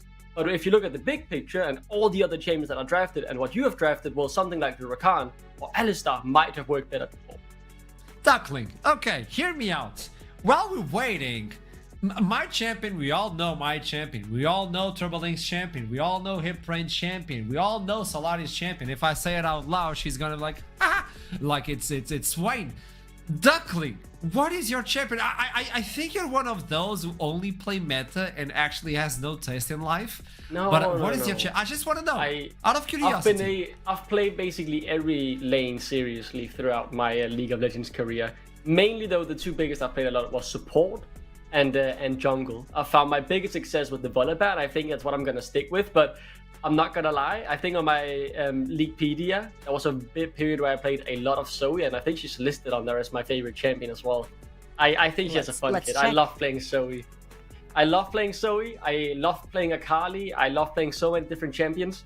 But Volibear is definitely the one I've stuck with the longest. This is so interesting. You've got Zoe, Akali, and Volibear, Duckling, because I literally just wicked you. Yeah. I love Rakan as well. And I love Braum. I'm someone, you know, I like all different kinds of champions. I'm someone who can, like, I am Phil the Filler. I am the epitome of that. I can play whatever you need me to, but obviously I have my mains, right? Duckling, if I may, Solari just hit the nail, or the nail hit my head. I don't know how you put it. I made you a question. You provide me a book. I just want No. You have to say it though. This could have been an email. This is the best response ever. Game 2 of Chaos versus Verdant. Chaos picking blue side for game 2. Teemo not being played. I would like that. But Gwen also being removed. Now, the Vados had some priority as well alongside that Rumble. And keep in mind that Verdant missed the ban on the first game. So far, a lot of attention towards Vayu. Yeah. It's the same as we saw in game number 1. We'll see if they change their approach. I think the Varus is an obvious one. I know what I want to see Chaos do here for this first pick, so we'll see what the bans is. I think even if it's the Varus, again, Tristana, Corgi, man, you can blind it first and then you can play it into the lane that fits best later, but the Varus is the standard ban and it makes sense. For me, it's Nafiri, Pantheon, Talia, things like that are just more aggro in the jungle, and that you can play things like maybe Syndra or Rihanna over in the mid lane for Raya, fall back more into sort of the control mages to battle what Senkax will bring into the game. But Duckling, very good guess right here. The Tristana finally locked in. Finally, guys. Could go either way. They've learned. They've finally learned. I feel like I've been yelling for this ever since I moved into that mid lane. They take the Corgi away, so they answer it, right? And then they'll probably just end up matching each other in whichever lane they go. 2024 flashbacks. Tristana Corki in the mid lane. Wow, we going all the way back. What's second pick? It is Nafiri. Okay. Interesting. So this way we might actually see the Corki pivot into the bot lane, depending what Chaos bring through, right? Because Nafiri Corki doesn't necessarily strike me as the best mid jungle duo, and usually Nafiri does really like playing those 2v2s, having priority through that mid lane. So let's see what Senkax could potentially bring if he doesn't want to play that Corki over in the mid lane. And of course, then that means it's a Tristana bot lane, right? And maybe a Orianna slam? They could slam it down here. I think that would be an okay choice, but I think you've spoiled the broth here. You've kind of cooked a bit too high. I'm not that big on Nocturne. I feel like he's not the strongest at the moment, despite his presence rising a slight bit. Okay, you take the support. I mean, I like that though, getting some engage in Snealer again, where he gets to go to really be one of the front lines. But I mean, Aeon, he can take another trade with that. We know he's played a bit of Alistar, and that will be locked in. All right, so currently it looks like the bot lanes have been locked in, from what I can at least see, because it doesn't strike me as if Tristana's going to sit next to Nocturne, doesn't necessarily have the best synergy with him. Does give him a lot of priority through that mid lane, right? So definitely Corki and Tristana can shift either bot lane or mid lane, however the two teams need them. However, right here I see junglers locked in and potentially bot laners locked in as well. So I would like to see a little bit of AP damage coming through. I feel like Verdant are smelling something fishy right here. They're buying the Ziggs just in case they want to put the Tristana over in the mid lane and just transition that Ziggs down the bot lane. However, I'd like to see a lot of AP damage coming through. Things that come to mind, especially in these sort of cases, are the Kennen for the sort of Chaos, because you do have the Nocturne, and Kennen Nocturne are actually really good if they want to cook, or things like Orianna Syndra that primarily just tie really nicely with the likes of Nocturne and mid-jungle duos. We'll see what Verdant wants to do here after this last ban, because I think they have to show their cards where this Corgi will go. I would prefer if they kept the counter pick for the top lane matchup, so you likely have to show your hands here on where that Corgi is ending up. All the AP champions in Prodigy have just risen exponentially. 0 AP damage essentially locked in so far this draft, and all the options Trouble mentioned were all very good ideas. We'll see if any teams stick with them, but okay, maybe they could just blind the top lane, take the Cyan tank, but I mean, you kind of know where that Corgi's going, or it could be a mage bot maybe for Shikanari if they want to try and flip the script. I like the Sion here, because who kills the Sion? It's one thing to have Tristana sort of auto-attack the Sion, and another thing for her to have to maneuver around Nafiri, Alistar, and Sion to try and take the Sion down, right? We saw today in the LPL as well, and Tristana was not having a good time whatsoever. Another brick wall locked in for value, this time the Cho'Gath, and we're going more into traditional territory. I'd like someone to dive in with Nocturne, because Shakal right now looks like he's playing naked Nocturne. That means he's diving all on his lonesome. Okay, some aerial support, not the worst. Not the worst. Yeah, the follow is, you go, I provide support. I'm not joining you. I'll help you from here. Can you hear me from here? Bro. And then you snipe. That's a support. That's something to help the Nocturne not feel so alone. Maybe Nautilus can try and go there. But talking about support, well, Sylas can actually support as well. And one cool fact is, if Sylas is locked in, he can steal Cho'Gath's ultimate, and Tristana might have a bad day. I mean, the ultimate value is pretty high here, I want to say. I think it's okay. You can steal the Paranoia, you can steal the Depth Charge, you can steal the Feast, of course, and find yourself some free dinner on the Rift or Senkax. I like that. I think I actually think what Trouble said is really what I'm thinking about. The Cyan tank, who's really gonna kill him? Yes, this Earth can help, but not really gonna cut it down that easily. I'm leaning Verdant here. Okay, Trouble. Okay, the only thing that kicks is the Nocturne. I really don't like it in this particular case right here from Chaos. And I feel like there's a lot more damage coming through the set of Verdant to burn through things like the Cho'Gath, so I'm going to give it over to Verdant. Okay, I was promised gourmet through a poem, as you stated, Duckling. I don't know if this is it, But I'll ask the Casas as we jump into game 2. Hey, Brandon Solari, is this the gourmet? There was a lot of cooking, but I actually think I Yeah. prefer what Verdant cooked up. I really like this comp. The Silas seems like on paper a bit of a weird answer to the Xerath, but I think when you pair that with the Neferi and just stealing the Xerath ultimate and then just kind of smacking in with the Arcane Barrage, I'm liking this comp. Solari, I mean, I want your thoughts. How do you think this? How do you think the early games have played out for these comps?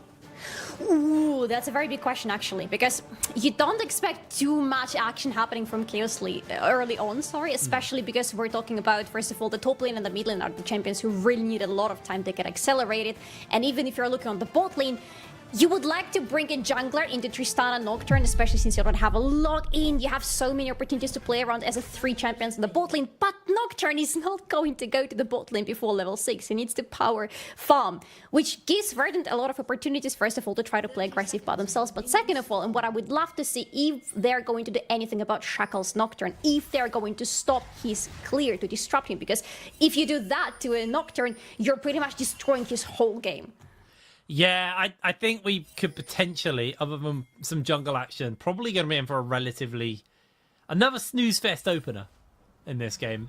Because early, I don't really see Senkuts doing much versus Riot either. Like, he's just going to get poked out consistently by Xerath. Obviously, bot lane, going to be looking for those first items to really pop off. I do think there's some room for some early trading there, though. You've got 2 engaged supports, especially when there's level 2s come in. Depending on positioning and who gets that level 2 first, we could see some kind of explosive action to kick it off. I say I didn't see how Senkuts could get in range of Raya, but somehow he's got in range of him. I mean, he does cover a lot of distance with his E, because you get the first initial dash and then a fairly lengthy second dash out from that. Yeah, that's true. That's actually, many people underestimate how quickly this champion is able to gap close with the enemies. But even with a lot of gap close that he has, it's still pretty hard. It's going to be pretty hard to get to Xerath later in the game, because ideally in a team fight, Xerath is supposed to be a couple of screens away from where the fight actually happens. So it's going to be up to Senkax and Noodle to try to find an opening onto him. Shigenori just used Barrier.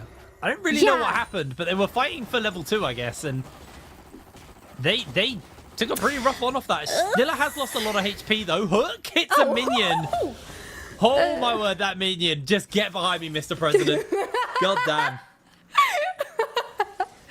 The MVP of the series, the bot lane minion. Oh my goodness!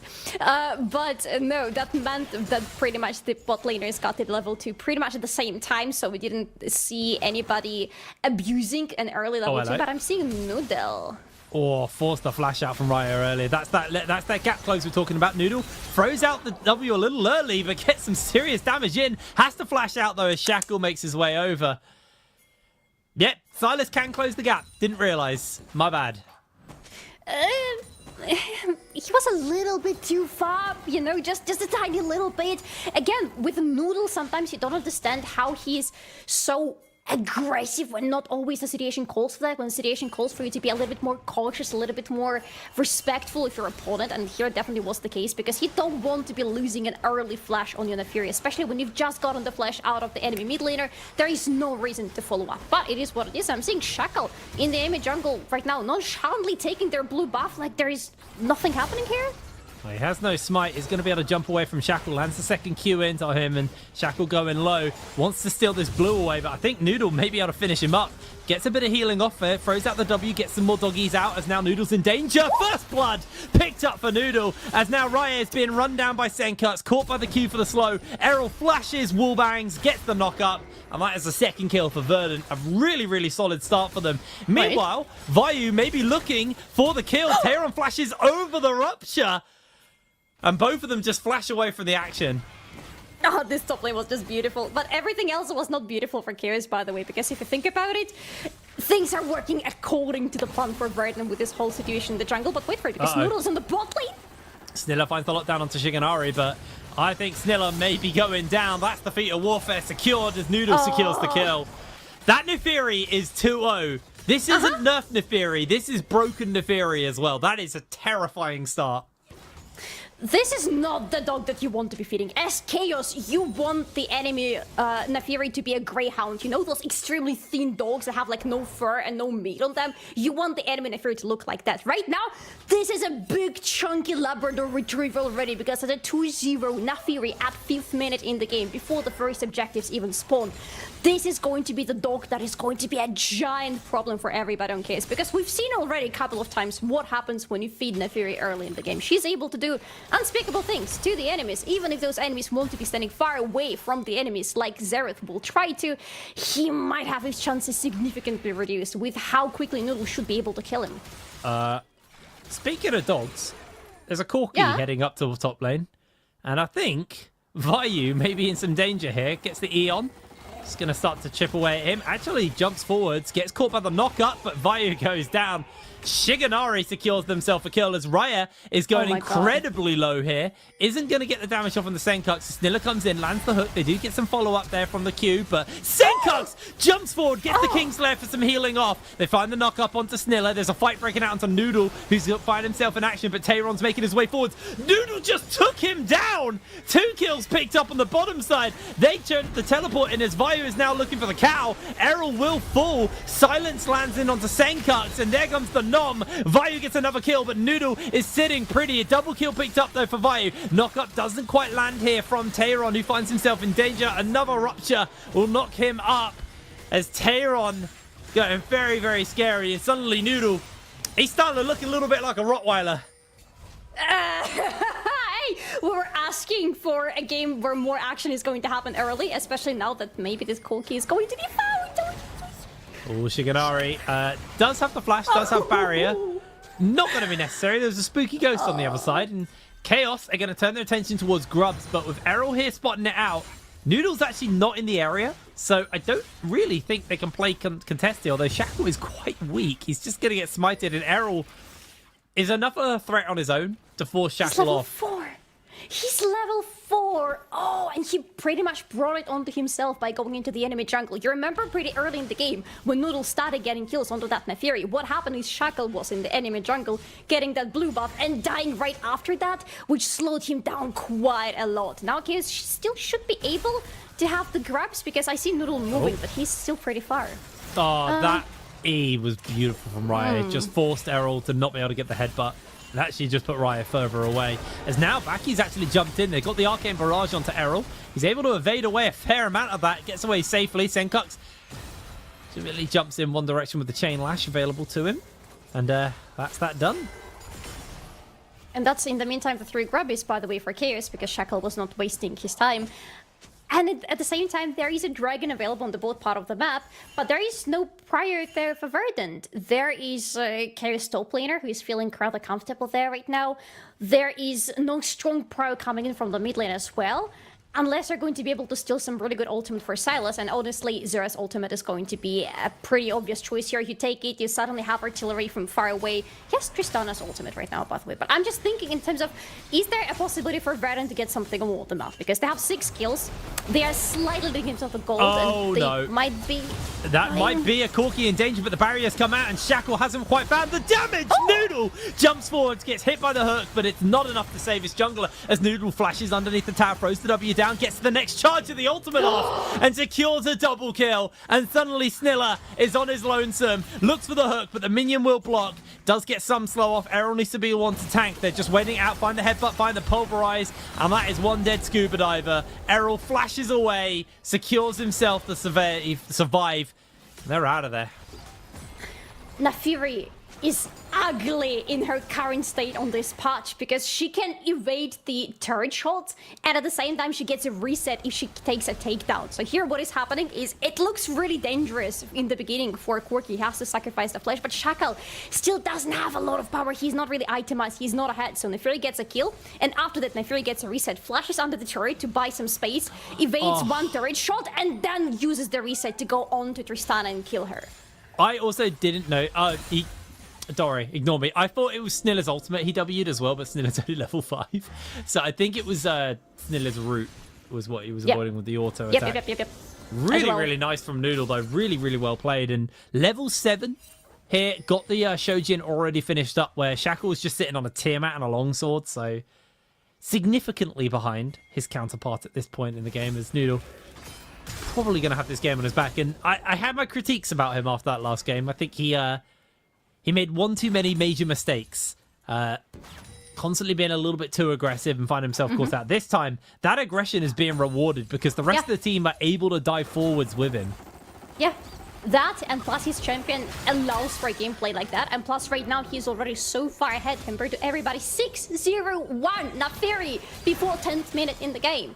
He can do whatever he wants on the map. He can be as aggressive and as disrespectful as he wants to. Most likely nobody will be able to punish him. Yeah, and again, it looks like Shigenari may be securing first tower blood for himself, so another major benefit is they actually are bringing Noodle over. The reset comes out. Noodle's just going to steal away the grub. And it'll be a trade out for that tower. Drake will go over. So over to Chaos. They've been able to secure themselves two objectives. They got Rift Herald, Void Grubs, and now this first Dragon of the game. But Feat of Strength will be secured momentarily for the side of Verdant as they finish up this tower. They're actually proxying the wave as a bit of a denial here as Noodle finds himself in a fight with Vayu. Decides he actually doesn't want that heat right now. He's just going to disappear off and make sure his team pick up this tower for themselves. But Vayu was denied a fair amount of CS there with the fact they proxied the wave. But there you go. Here are the Feat of Strength. Noodle doesn't need to recall right now because if you look at the minimap, the grubs are going to spawn very soon. Would be lovely if Verdant decide to go and take these ones this time because they've already given up 3.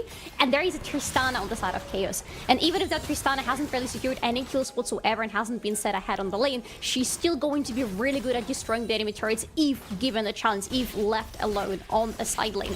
So Verdant should be securing those grubs right now, and Noodle is in the area, but I'm not seeing almost anybody else around as well. Senkux is making his way over. I think these two alone should be enough. One grub secured. That's how Verdant will play Denial and take the last 2. So it's not the full 6 stack, but they still get 4.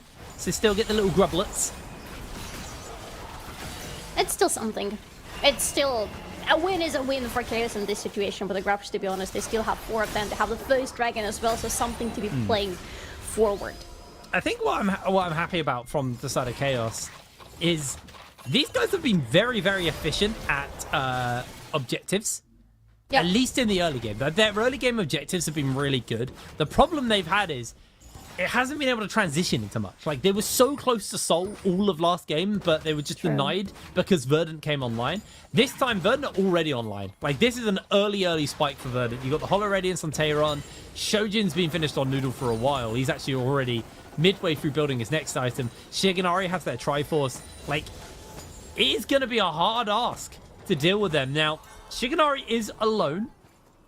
No teammates with them, and there is a potential for him to get dove here by the 3 members of Chaos on that bottom side. And Errol is hovering mid to see if he can find a gank angle, but it's not going to be there. Verdant now rotating multiple people down. Sniller will get spotted out by Noodle, as Senkux is also in the area. Oh no, Sniller! You blast coned into the jaws of the beast. Senkux secures the kill. And it's another one for Verdant. This is a 4-10 situation already. Unfortunately, Sniller yet again walked a little bit too deep into the enemy territory without understanding how quickly the enemies can catch up with him. It's not a kill that is going to be translated into anything at the moment because we don't have any objectives. But if you look at the bot lane, there is still an outer turret standing. And now suddenly the balance of the bot lane has shifted in a rather way. Because before that, it was Chaos very close to getting this outer turret. Now it's Verdant who have the chance to do so. I wonder if Shigenari... Yeah, he got 2 plates off that. So I believe that's about 7 plates for Shigenari here. They are very strong. 1,400 gold at 13 minutes over Baki. I mean, the Wild Arrows just got finished up. Shigenari is very strong as now Sniller may find themselves caught out once again. Noodle jumps forward. Sniller's going to lose a lot of HP. W comes out. Sniller continues to go low. Dodges the big one. As I think that's probably the end of that, although maybe one last tower plate. Yeah, able to get that 3rd. Or that Corki. That Corki is going to be slapping this game. So fed. And Shigenari, the amount of gold that he's just getting funneled into him in these early games is exactly what won them the last game. Like, his Misfortune got so many plates, so much gold. It's the exact same game plan. And he's just executing on it absolutely beautifully. the difference between the previous game and this one, though, is you don't really pay too much attention to Shigenari early because you have Noodle popping off so massively on that Naafiri in the early game. And because of that, you want to focus on that Naafiri, and rightfully so. But you lose the fact that Shigenari, everything that he does is just farm up and get turret plates as much as possible, and the team enables him a lot in doing so. So he's 1500 gold ahead of that Tristana already, a level ahead as well. And this Corki, the more he builds up, the scarier he's going to be for the enemy team, because during the draft we talked a little bit about how Verdant don't really have any range whatsoever, but with the ultimate on Corki, that's a slightly different story. As long as he has them available, as long as he has the damage on them, he is able to answer things like Tristana, things like... Okay, Tristana, full stop. Okay, well, they're throwing everything down onto this Corki. That is a committal of 3 ultimates so far, and Shigenari is able to survive the onslaught. Shackle doesn't have the damage. No one can follow the dive up, and down Shackle goes. He's picked up nice and easily. Tayron has jumped into the middle of the fight, looks for the knock-up, doesn't quite get it. Bit more damage coming out as Noodle jumps in, has W to break away. Even so, that was a little bit risky. Senkux is in the area, but that is going to be Dragon available to them. Senkux still to chomp away. He's going to grab himself a little bit of extra health as he probably will bite down on the Dragon. Man, I don't know, man. This is the problem I had with the Nocturne, was you don't have anyone to follow up the Nocturne, right? Like, technically you have the artillery from Riot, but no one else is actually there to physically be there in body. And Shackle's too far behind. He jumps in, and Shigenari survives 3 ultimates, and then Shackle goes down. Shigenari has a barrier, by the way. Even if he survives, even if he doesn't survive all the ultimates, he is going to have the barrier to pop off like he did in the previous fight to ensure that he survives them. And Chaos get nothing in return in that fight, but they lose Shackle. And the biggest problem for Nocturnes usually is not just the lack of the follow-up or the lack of engage, it's also if they are being set behind early in the game. Nocturne hates playing from behind because he doesn't have the possibility to go in and one-shot anybody on the enemy team, and if he goes in, unlike Naafiri, he doesn't have any way of getting out anymore. So this is a one-way ticket, as we've seen for 4 times already. He tries to go in, he tries to find a fight, but he does not find anything. He goes down, he gives more to Verdant, who are right now sniffing around this pit, because it's a Herald that has spawned some time ago. Yeah, the attention is going to be onto this Herald to try and crack mid lane here. And we talked about it last game, but this is what it's literally the same game plan as we saw from them last game, where you send Shigenari to go take first tower topside, inject a bunch of cash into him, move him bot lane to take the next tower. He didn't actually finish that up, but he got a bunch of plates, so it doesn't matter. Then they go and get Herald for this 3rd tower, crack mid lane open with it, and then you just control the map. You have so much more space to kind of play around. You have a lot more that you can kind of open up the map through, and ultimately, time and time again, that has been the biggest issue. Chaos have not been able to handle the pressure. This time, Herald actually gets thrown down in the bot side as Noodle secures the 7th kill of the game. They do send out the Herald, get the charge in, as Vayu is looking for a little bit of damage off. Isn't going to be able to, well, is able to feast on the Herald and save his tower, but that lost half its health. And the tower is still going to go down at some point regardless, because Verdant are pushing in. They have so much pride. Look at them walking through the enemy jungle, finding Snealer yet again. This is not your jungle Snealer anymore. No, Verdant control it. Find the hook over the wall, jumps Noodle. He gets some damage off. Sniller is under a lot of hurt here as Baki jumps in. The lights get turned out from the Nocturne, and Baki's able to take out Errol. But Vayu, he's dealing with the whole team, but slowly but surely they're cutting through his health bar. Sniller continues to go low, though. Shigenari's damage is just a little bit too much. They're looking for a rupture onto him. They do find the knock-up. The right of the Arcane comes in, into the stun as well. Shigenari's low. He's able to jump to safety as Noodle's trying to find that little bit of additional damage off, and the fight has gone in favor there as Raya is able to secure the kill. Noodle takes another shot off the back of that one, but Verdant still ultimately trading out 2 for 1. Shigenari did go down, and there was quite some shutdown that Raya actually took, that Darius took, which is important for carries because they need the second item for Raya as soon as possible. They need more burst damage when he goes into the ultimate. A bit confused as to what was happening between the supports here in the bot part of the map, because Noodle decided to disengage from the bot fight a little bit quickly, but no, it's just supports dying. Don't worry about that. What was happening afterwards is really important, because this time carries have managed to fight back. and they've gotten Shiganari down, which proves that Shiganari, if you take him down, there is a pretty big chunk of damage removed, just like in the previous game. However, this time, it's not him isolated as a damage dealer for the team. There is also Noodle, who's still a really big threat for the enemy team if he stays alive. Well, Alistair under threat, but I think it's going to be a little hard to deal with it when actually Noodle has just hex portaled his way in, and I think Vayu may find himself in some danger here. Looks for a rupture, only hits it onto the doggy, and Tayron is able to secure the kill. Lights go out, and it's actually Senkux who's turned the lights out this time as he secures the kill onto Rye. 2 members of Chaos go down 15 seconds before the Atakan spawns up. This could be the end of this mid lane tower.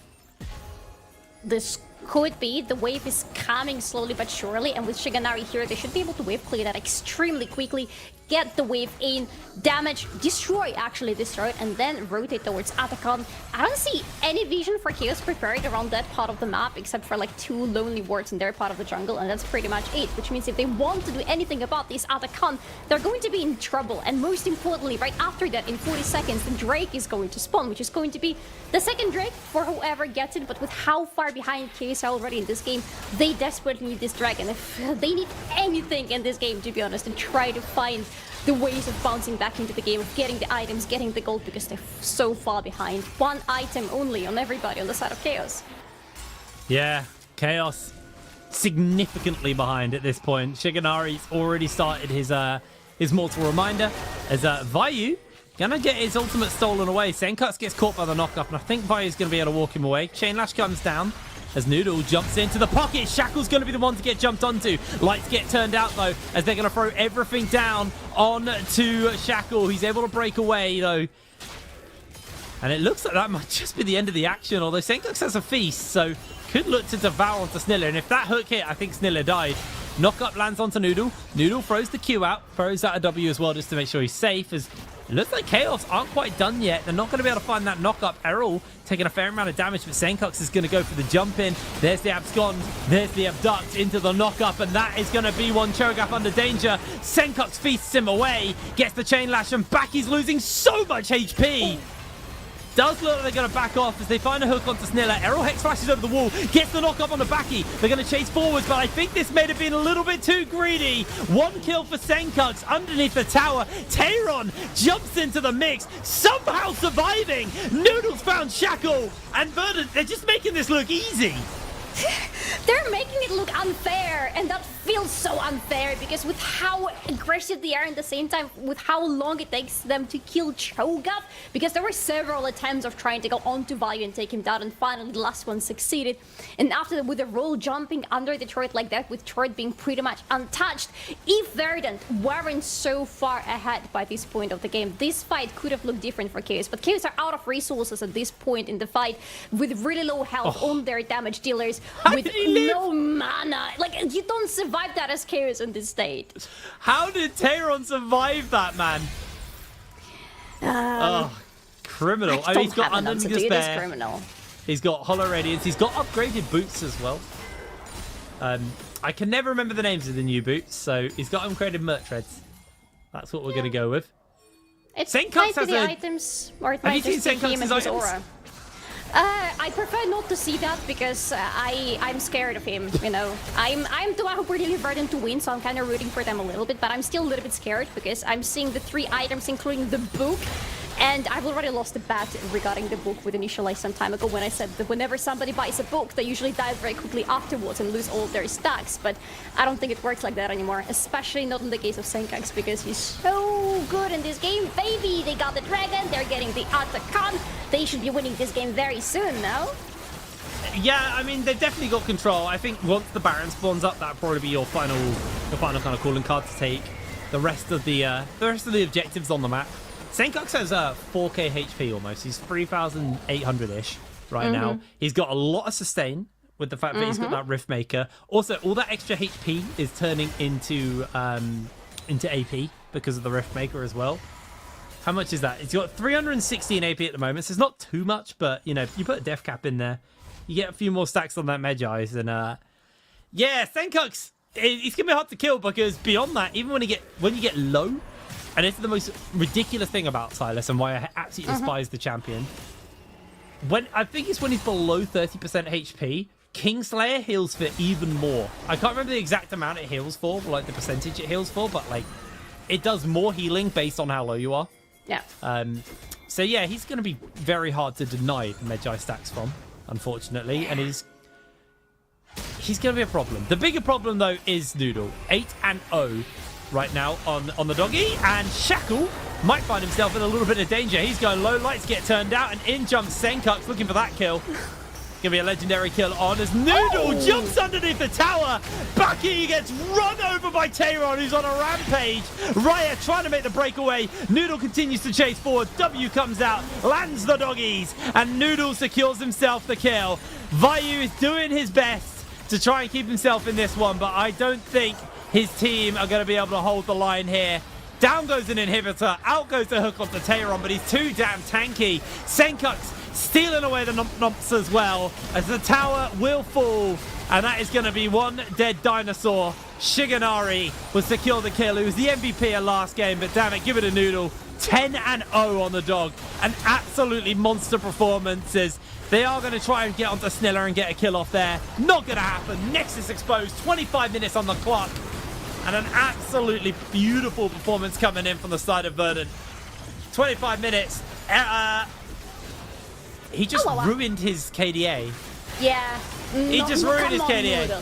Why would you do that?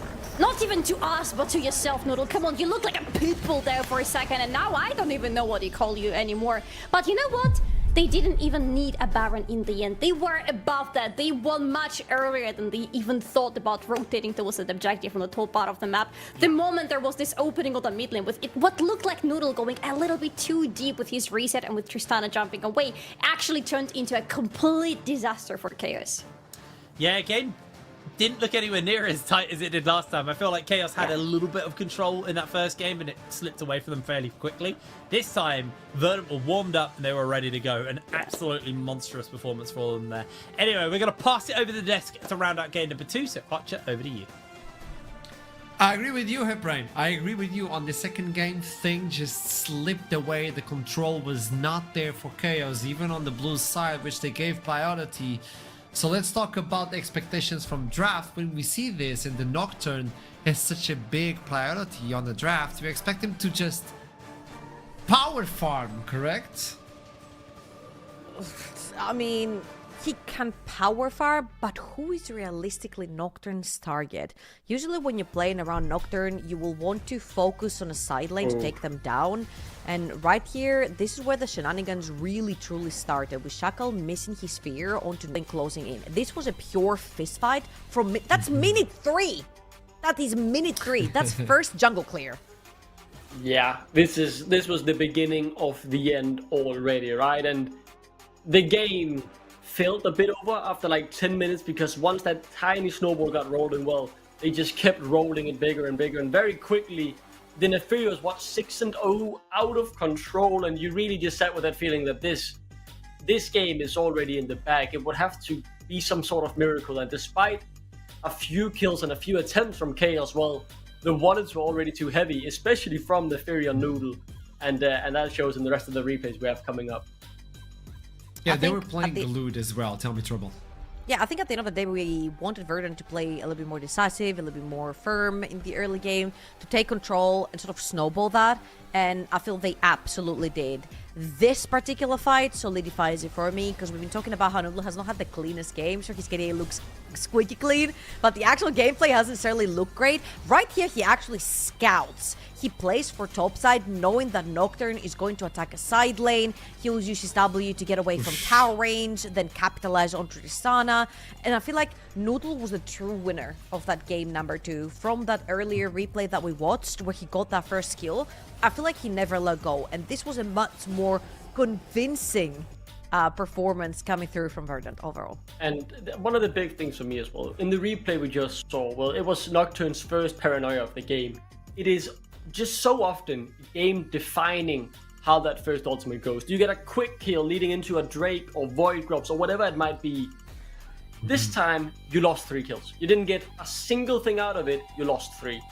That just kind of, if the first replay wasn't enough of a statement, this really was the final nail in the coffin already. And again, They tried to find other avenues, but they were already, 5-6 gold K behind at that stage. And when they then found this fistfight in the mid lane, you thought maybe they had a bit of hope because this was really messy.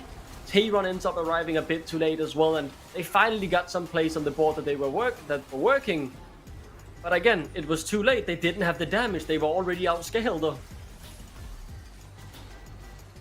This fight like- is just piling on the top of what you have. Trouble, tell me, what do you feel? Yeah, I feel like in this particular replay, it perfectly showcased how they tried to throw everything in from the side of Chaos and nothing was sticking. On the squishiest, easiest to kill target they could actually find, which was the Corki, and it just didn't work out. I feel like when you told us that you actually got told that they were going to cook, I expected more than just a Nocturne that doesn't necessarily have any support and a random Xerath over in the mid lane, which doesn't necessarily signify a proper composition or style. I expected like wildness. I expected champions that we have not seen before in other tier leagues around the world, but hopefully maybe for game 3. Yeah. Yeah, game 3 should be the cooking part of the show, but I think it's way too close for comfort at the moment because this is match point for Verdant, and Verdant is a clean team. At least they showed this on the second game.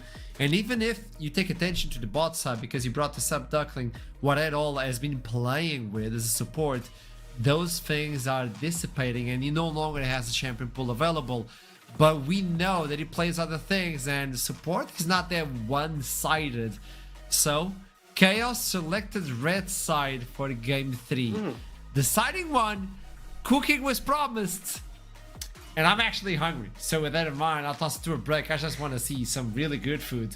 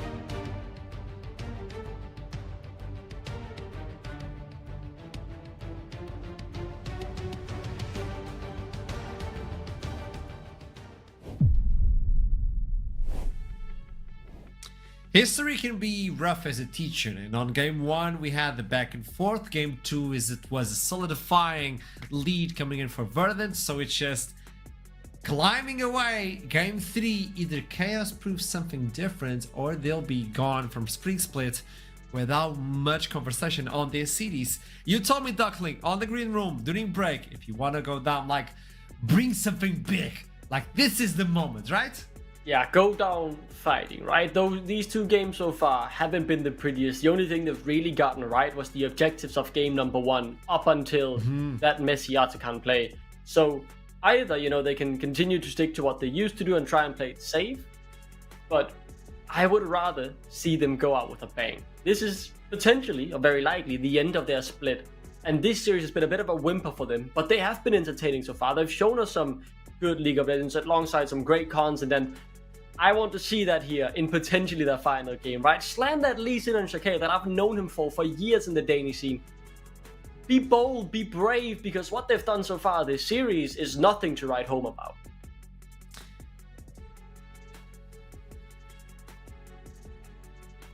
Oh? Okay. You start very slow and steady by trying to counterpick a couple of lanes that will give priority and little piece of peace of mind to your jungler, right?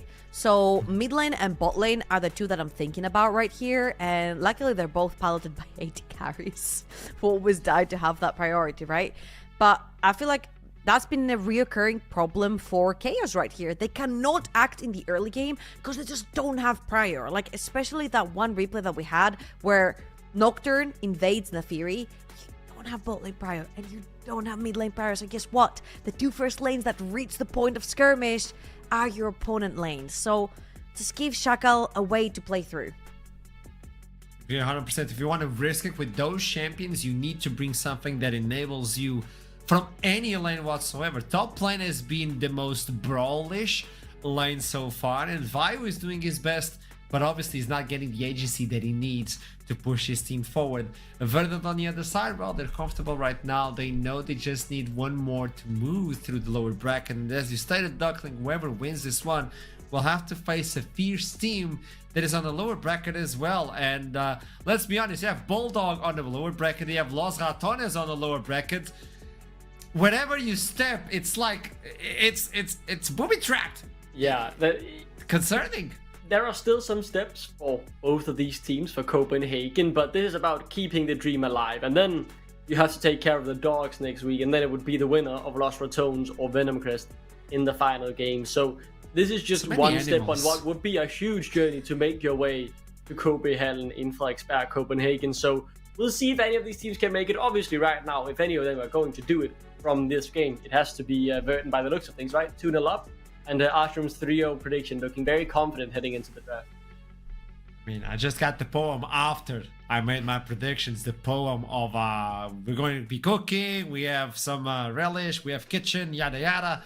Chaos red side, if you to bring something good. Let's see what Verdant also shows us. So far, at all, champion pool is kind of gone. Rel is still available, and maybe that could even be a pick for the blue side, B1, to give some confidence to the player because he's subbing in for the support. I know. How about Errol picks a champion that he's very used to playing over in the mid lane and is right now absolutely dominating bot lane, starting with Ni, ending with Ko. You guys fill in the gaps. Space. That's the gap. It's a space in between. That would be big. That would enable, and that allows you. You don't need a lot of things with that champion. You just need ways to engage, like itemization and support. You just need the perfect engage. GP, Team Up, Gwen, Rumble. Obviously, the Varus will take some priority, but if Verdant are on the blue side, do you take away the Varus or you do B1 the Varus? Wait. Shiganari is the Varus guy, right? So I'm expecting to see that one. Banning the Rel here, this is pretty much the last engaged support. Only Rakan remaining in this sort of category. So still things like Nico are up for grabs, Pantheon, sure, why not Vi? Okay. I mean, Talia is still in the pool, right? So the trouble Classic, right? I know you're a big fan of the B1 via Trouble. It's a bold move. I'm not sure I would agree with the decision of locking it in here, but again, it's hard to say without the rest of the draft coming through. But I think the one thing I want to praise Chaos for in the draft, I think they've got their red side bans down to a T. I think these are the best 3 bans you could possibly make. Now, after Nocturne? Okay. See, that is more like what I was talking about, especially because it's a Viego jungle. This is a lane fiddlestick somehow. Jackal gets agency, which I've been yelling about all split. I could see Vayu playing a top lane. He's that kind of guy to put it out in the top lane as well, as the Talia could be a likely response to stop a bit of the dash from the Viego. Hear me out. I've seen the Fiddlesticks on a lot of scrims paired up with the Nocturne. You get the Nocturne in the jungle, Fiddlesticks as a support. It's completely mayhem on team fights, but yeah. So, and best on the top lane, Talia as promised. Now we got a bird. I mean, who opened the cage?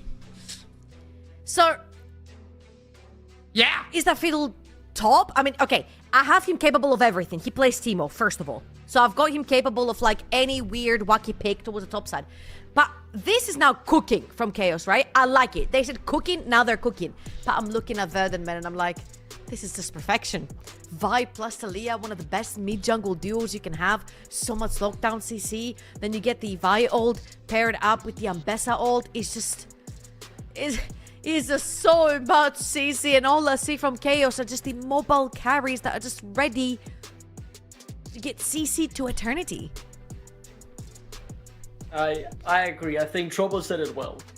For me, you can say it's Chaos on the side of Chaos. I like that. It will be fun. But it's just straight up good drafting on the side of Verdant. I want Chaos to succeed more than they did in Game 2 with what they're doing here. And I want them to stick with this style, because even if you draft 2 strong picks in the last 2, you've already lost the draft really to what is a really strong 3-slam there from Verdant. So pick more champions that work with whatever you're cooking out with the Fiddlesticks. If it's top lane or support or whatever, commit to this style and then just pray you can make it work in game, I guess. Oh, Nico is out and we still don't have support for it all. I don't think he's out of options. I know they were trying to focus on his champion pool. They got him. As an AD carry, when you see Viego, Ziggs, and Fiddle, Shiganari, I'm so sorry for you. Best of luck. And yeah, Ezreal is out, so I don't know what you're gonna pick. Now, what else do you put on top of this? There's a cake. What's the sherry? Alright, depending on what Chaos pick here, I feel like there's a very easy solution for Kai'Sa Rakan here. For the side of Verdant, this is an all-in composition, so whoever they lock in on. This is gonna... A Jinx with no frontline is very, very, very scary. Bucky's gonna have to play his mind out. I think Kai'Sa Rakan is just a no-brainer here for Verdant. I'm shocked. Why would you pick an immobile lady carry? Look at what you're going against, man. They can just run up to you and press R and you're dead. You're gone. Your flash will always be off cooldown. You can be bullied here. This is not even family friendly at some point. It's absolutely disturbing. If they just keep ganking bot, I mean, Baki will... I don't know what they could even draft to try and save this.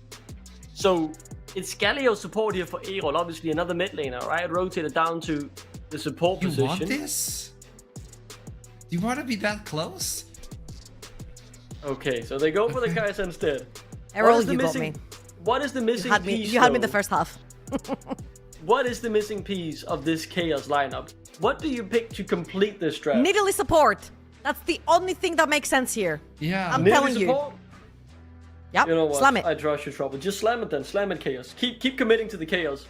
Okay, it is Fiddle support. Oh, it's Fiddle support. Oh, dude. I guess you're just So going with Jinx? your ultimates, try and one-shot someone, Nah. and then you go Put Jinx reset in the C. mid. I don't care. Okay, It's locked in. Okay. I'm just wondering, like, bringing the Jinx lethality. I'm all for it. I don't care anymore. Is it cinema trouble? It's cinema. Is it not? When was the last time we saw Fiddlestick support bot lane, Ziggs mid with Viego jungle? I mean, right here, Chaos are gonna have to be priority city. They're gonna have to play for Shackle. Like, this Viego has to be a monster in the first 10 games, or the game will be completely out of their hand forever. Declan, final statements. One thing's for sure. Chaos are going out with a bang. Regardless of what happened, well, they'll not leave empty-handed. They'll leave with absolutely cinema. For your question, Trevor Link, I actually have the answer. The last time we were able to see Fiddlesticks supports with Ziggs in the mid and Malphite top was never happened. So take it away, Costas. I mean, I was saying to Solari, I feel like this is we're like walking the fine line of like a Bronze Zodiac comp. Like there is a big wombo combo here. The problem is are they going to be able to nail it? I don't know, Solari. What are you thinking?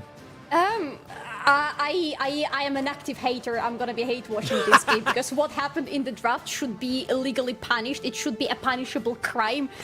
I have so many thoughts, but I'm going to contain myself, okay? We will take it step by step, but I truly think that this is going to be a 3-0 situation, okay? Because with how Verdant are looking versus Chaos, I am just, unless Chaos are going to go absolutely crazy, unless, as the disc has stated, Shackle is going to pop off early in the game and pop off massively, the levels of Noodle in game number 2 in this series, otherwise I am not seeing how Chaos are surviving. Because yeah, later in the game you could say, yes, there is going to be Ziggs is going to be rather strong, plus he's a good side laner, Jinx is going to be strong in the later game as well, there is a lot of split push potential, but you're never getting to this potential with what you have drafted if you don't pop off early and if you're not very far ahead. Yeah, man, I don't know. I feel like I want us to be wrong. I want us to be wrong so bad. Yes, please. Because if this comp actually pops off, it will be the most damn exciting fights you'll ever watch. Mm-hmm. But so much needs to go right. So let's talk a little bit about what actually goes on with these comps, right? Like, ease of execution, you got the Malphite, you got the Fiddles. Like, if Fiddles can find a good angle, like, Malphite less so, Fiddles needs to find like a good angle to get his ult off. You get that wombo in, you actually can probably slam for a fight, providing them are clustered, right? Like, you have a lot of AoE, you have the Ziggs, you have the Jinx, like, you will melt through a clustered up Verdant. The thing about Verdant, though, is I don't really see them wanting to be clustered up. Like, you've got Vi and Bessa, who are going to be looking to play kind of more skirmishy and interruptive on the backline, where Shiganari will be then diving in later after the likes of a Fiddlesticks would have ulted in defense of his ADC and his mid. Like, you're at a point where I feel like there's lots of engage on both teams, and whoever gets the better setup is probably the one I see taking this. And if we're going to go historically off this series, so far Verdant have been the guys who have just had way better setup than Chaos. My problem for Chaos, on top of all the things you said, and I absolutely 100% agree, but my problem raises up actually from that Fiddlesticks pick there. Because as much as I love Fiddlesticks and it suits Chaos, and I'm expecting nothing less but Chaos from this pick and for this team, Fiddlesticks is a very tricky champion to pilot, especially on a support position, because what happens when you're a support, you're usually pretty hungry in terms of gold. You don't have a lot of gold input, which means you're pretty slow in building up your items. And as a Fiddle, when you jump into the enemies with the ultimate, if you're pre-Zonias especially, you absolutely need the rest of the team to be on top of your mind games there. You need them to have really good damage to follow up with you, because otherwise you die extremely quickly and you don't really deal a lot of damage yourself until you're like at least 2 item mark as Fiddlesticks. So the earlier fights for Chaos can go really wrong if they rely too much on that engage from their support. Yeah, absolutely. Well, right now, as we're just having a quick look at the laning, mid's pretty chill. Bot lane also getting a push here early for Chaos. They lost the level 3 race and have now been forced back, especially Shiganari. Repeatedly taking zaps and, I don't know the name of Fiddlesticks Z, but those are basically on loop. As Tayron has a lot of pressure on... Is it Reap? That's probably what it is. Yeah. It's like, it's very, I remember it's very short, so I think Reap should be. I'm going to Google it, because it's been a minute since I've seen Fiddlesticks. Yeah, when was the last time any of us saw Fiddlesticks? I don't know. It's been a moment since I've seen him, and I can never remember his names of any of his abilities. I know he has, it is Reap, and then it's Bountiful Harvest is his W.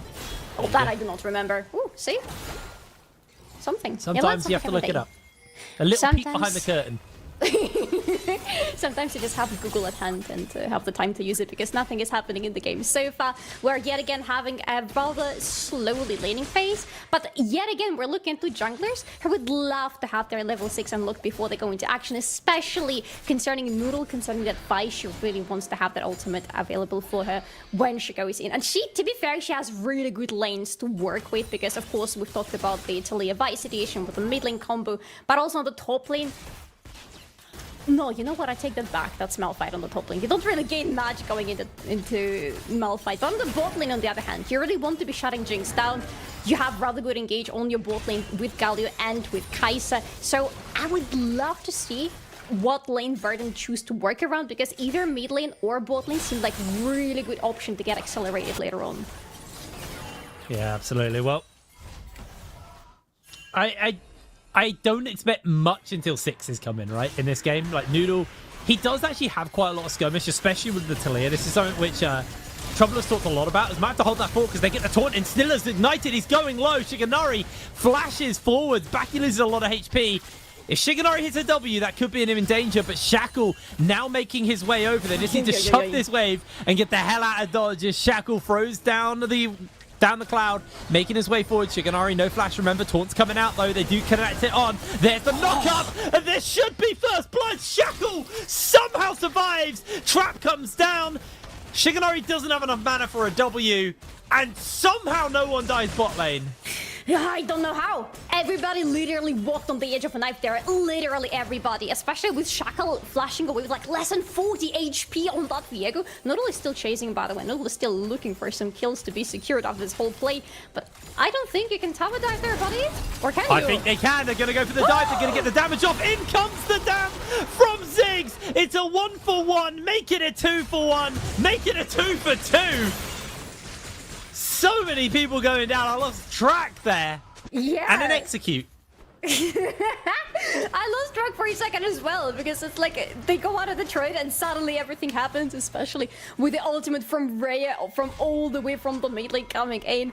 But yes, we have 4 deaths all of a sudden as a result of it. Both of the bot laners, actually all 4 of the bot laners did go down in this, which means that we have effectively as Verdant right now as a result of this exchange abandoned the idea of taking a dragon. This is going to go yet again to Chaos hands, and we have the reputation of game number 1 because Chaos have control of the bot lane, so they secure the first Drake. However, Verdant are going for the grabs this time. And yet again, this is a game where it feels that the value of grabs would be insane for Chaos, but they are not the ones to go and have anything about securing them.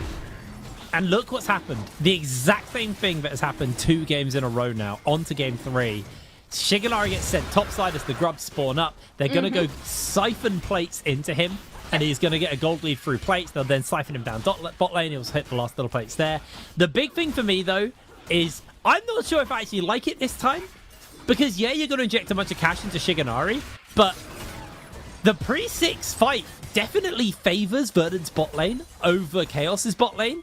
So this way, they get to be the bully and bully Tehran, and they also get some free time to funnel some gold back into Jinx and experience in as Raya. I don't think you're along for the world, my friend. Down you go. There's the feat of warfare secured for Verdant. And an assist for Senkax, and he is going to shove in the lane right now on the mid lane very nicely, which means Noodle is free to do whatever he wants in the enemy jungle, and he wants to secure his support, rather his top lane, and see where Shackle is. Finds him in the jungle. Oh, yo, Senkax. Shackle, he has to ult over the wall. Noodle is just completely rocking him here. That was a Jinx rocket, yes. Oh. It got like 2 chickens as well, so a little denial. Okay, value. I see. Thank you. High value rocket coming in now. What's that like? 30 gold. I mean, a gold is a gold, okay? Especially from the enemy jungle. Oh, I mean, it's not enemy jungle, it's their jungle. Ah, forget it! No! Why was there a rocket there in the first place? Oh my god. Anyway, what do we have right now? We still have a 3-2 situation, but I love this little action from Verdant in the enemy jungle, because even though they didn't secure the kill from Shackle, the idea here is that, hey, we take down something from you, we take away, something from you, and we secure a little bit of a deeper vision in your jungle, so we have a better understanding how Shackle is going to move around the map, which is really important for Verdant's bot lane, who are right now at the top lane. Verdant's idea about their bot lane right now is not just pouring gold into Shigenari, but making sure Shigenari doesn't die any further. Yeah, and also another little nice thing that we're seeing from this is Vayu net with the Bami Cinder is actually able to hold the lane. So Shigenari can't quite do what he's tried to do every other game. He is still going topside, so he's still looking to play away from Chaos. It's like a delayed lane swap, obviously, since they changed the way lane swaps interact with the game. It's like a delayed one. But Tayron's quite happy. He's actually been able to still hold a CS lead, and he's actually been, for a while, he actually held Baki out of the lane. Like, Baki was frozen on versus Tayron in his own lane. Like, that is not what you want to be going for you. He will now finally get this wave pushing into him. And Sniller closing in on that 6. I don't know how close exactly he is to it, but eventually will get there. He's still down. Baki's got level 7, so yeah, that is actually quite a behind Fiddlesticks, as he's been forced out of the lane. Finally hits that level 6 mark, and this is Chaos's opportunity to jump in onto Tayron. Sniller has the Crow Storm available. He's not going to throw it out here. Tayron throws the ultimate out, gets caught by the fear, flashes out to safety, and yeah, I mean, they commit 3 people to try and kill him, and he's able to survive. And there is Dragon coming up in 2 minutes still, so there is nothing to gain right now on the bot part of the map, but that is control for Chaos, and most importantly, regaining control over this bot lane, trying to push the waves further, trying to give more space for Jinx, and securing the control over the enemy jungle as well, because just as it is important for Verdant to understand where Shackle is, same idea applies for Chaos and Noodle. Vi suddenly adding herself to any of the lanes is going to disrupt Chaos right now, because now Chaos need a little bit of space. They need money, they need to complete items, especially for Jinx and for Ziggs and for Viego, of course. That is going to be crucial for them when grabs are coming up right now, which is not gonna happen in time, but at least for the Dragon in a minute from now will be ideal for them if they get some items before that happens. Oh, they get the knock up on to 2 here from Vayu with the unstoppable force. He has got the backup of his team. Vayu's been ignited. Teleport's coming in though, and it looks like Verdant are looking to fight. The rocket goes wide. They're going to throw some chase down. Sniller gets caught by the fear. Oh, that was the longest vial I've ever seen. Sniller taken down. Verdant secure the kill. It's a good takeaway though. Again, we are talking about the grab spawning right now. Verdant already sitting on 3. And Sniller's ultimate is the last thing that you want to have in your pit when you're trying to secure the grab, is with the enemy jungler around you. Now, with that big ultimate not available anymore, Chaos will need to back away from the grabs. Vayu will need to flash away. We're talking about how he was holding on the top lane. He's not dying, that's what you can say about him, but he is giving in to Shigenari, though Shigenari is really low on mana, so that's dangerous as well, because Shackle is around. Yeah, they're bringing Shackle over. See if Shigenari, he has Cleanse and Flash, remember, so he should be able to break away from this one. Errol's playing it safe, as the rest of the team making their way over. And ultimate was committed by Sniller onto Senkux, and Senkux didn't lose a single bit of health, so I assume he missed. Ultimately, I don't think Verdant have really been able to achieve any of what they wanted here with this lane swap. They got 2 plates onto Shigenari. He's now got his Zappy Zap. Forgot the name of it now. Static Shiv. It's been so long, I always forget the name of it. Zappy yeah. Can it be the name, please? Oh, we have the little... Yeah, this was just a miss of the ultimate there. Oh. Riot? Ooh.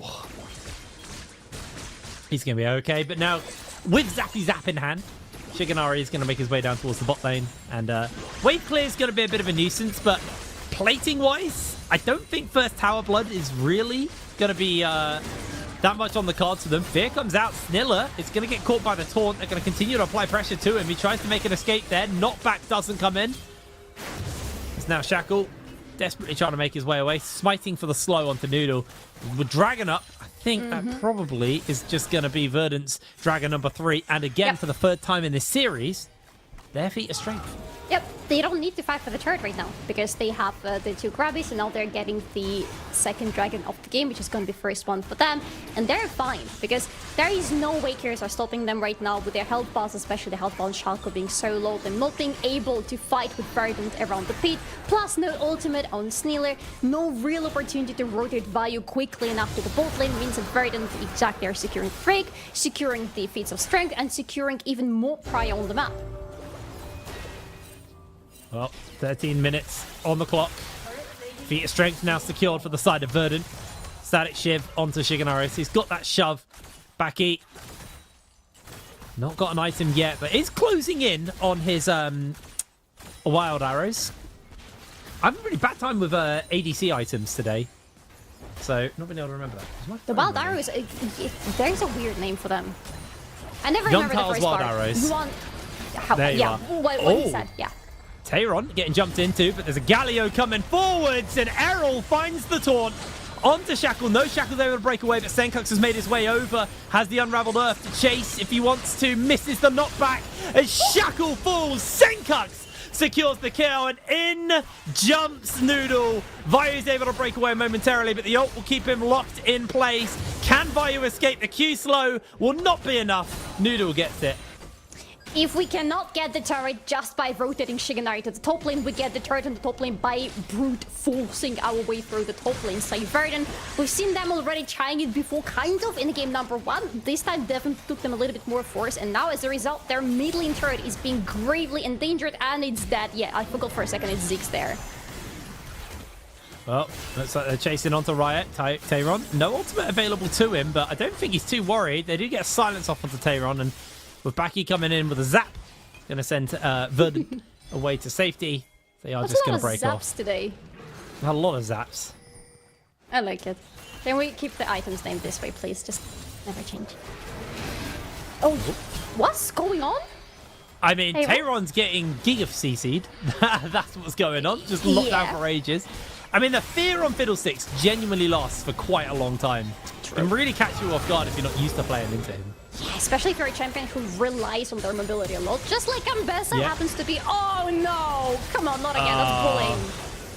That is one dead mountain. 0-2 for Vayu. It's not been the most... not been the best performance from him today. Someone who's actually had some really, really good games. I mean, I cast my mind back to when he got Teemo.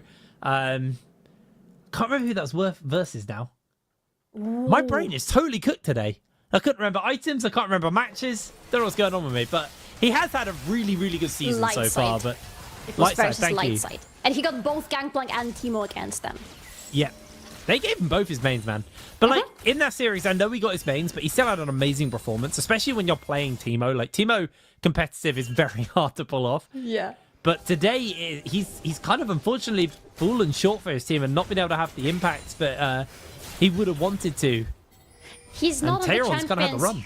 Who could have the most impact. Unfortunately, for the third game in a row, we see him having to go on to more of a tankier duty, more on the frontline duty, more of a I just exist there and absorb the damage duty with the champions who don't really have a lot of agency, which is something where Vayu excels.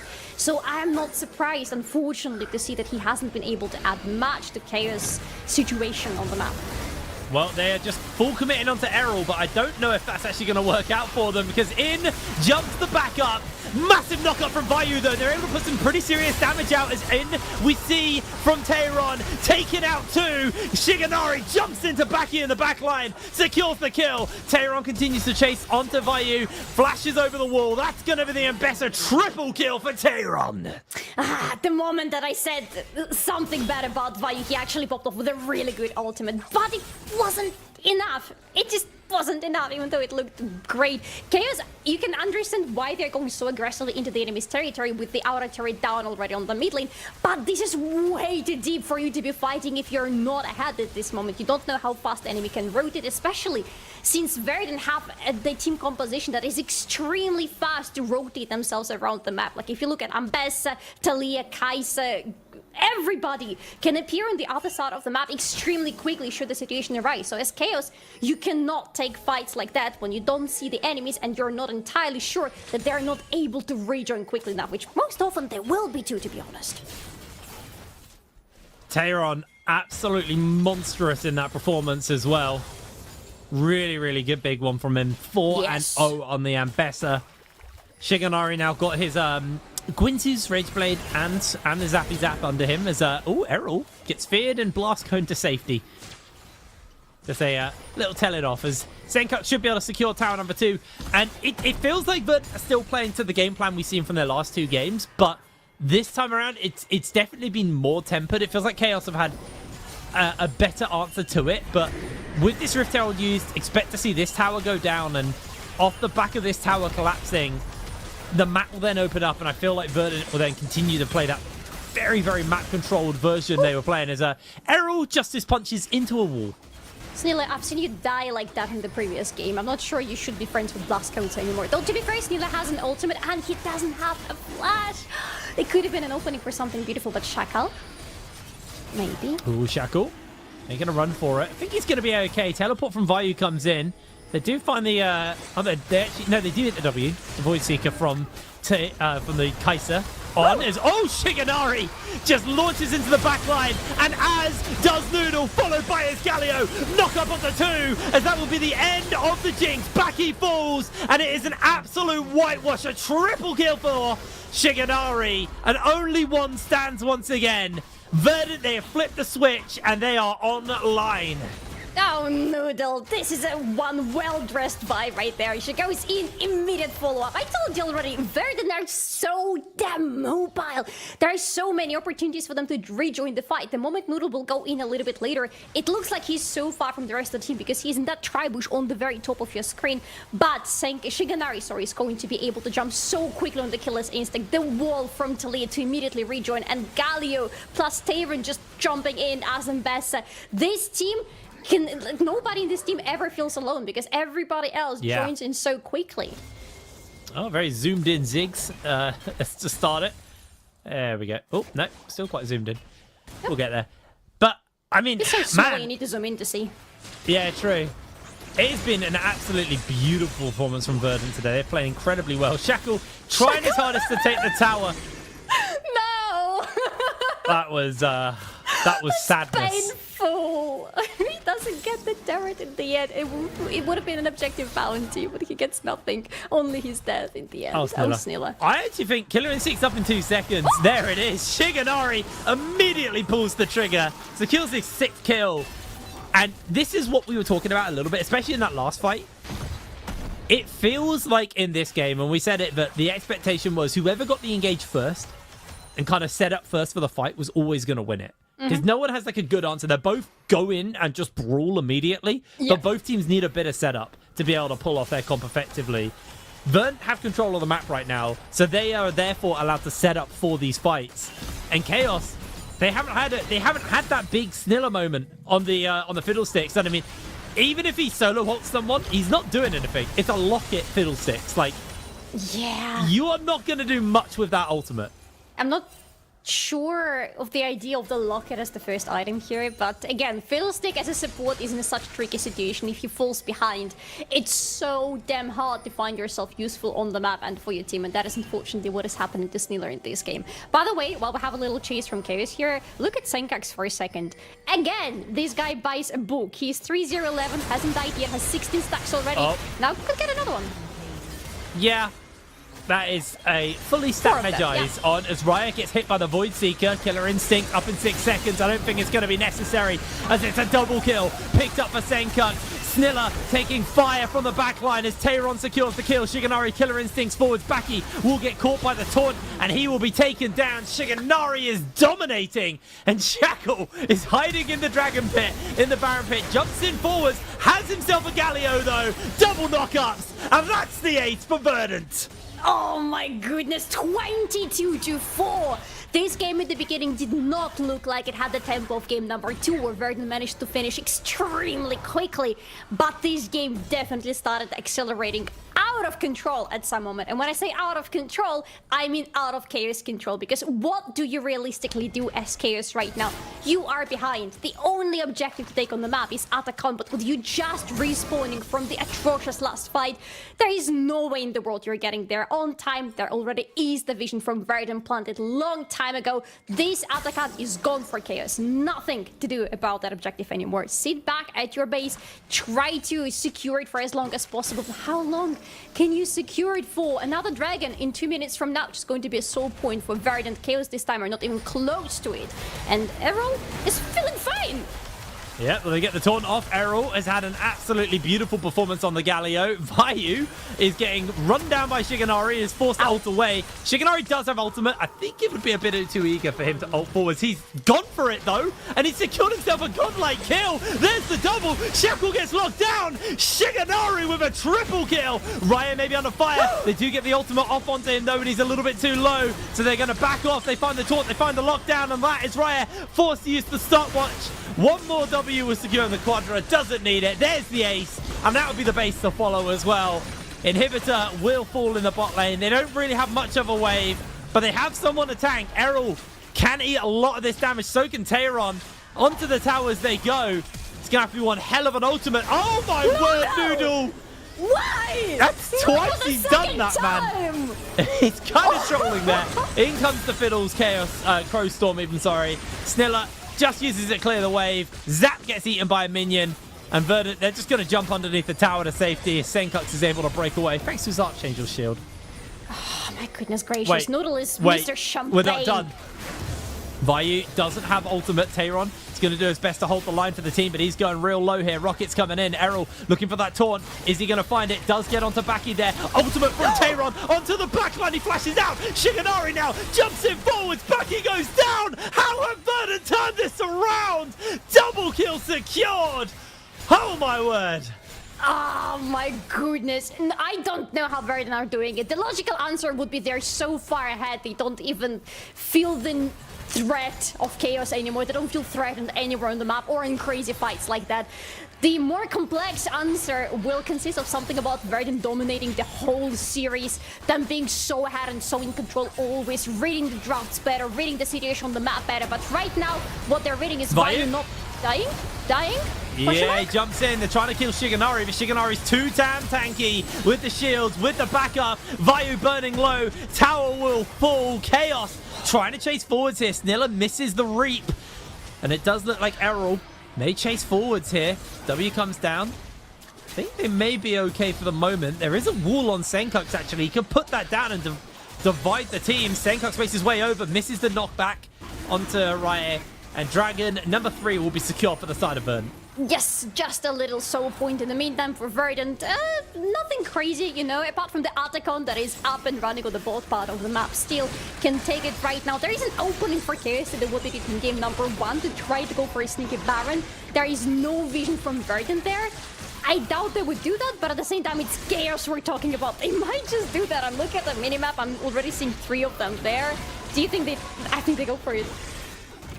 I mean, it's the Hail Mary play they need, but Baki's not in the area. Yeah. I don't think you have the damage, especially when Tayron has found Snilla. Shiganari, 11 kills deep, finds the W onto Shackle. Is he a madman? No, he doesn't have ultimate, so luckily he's okay.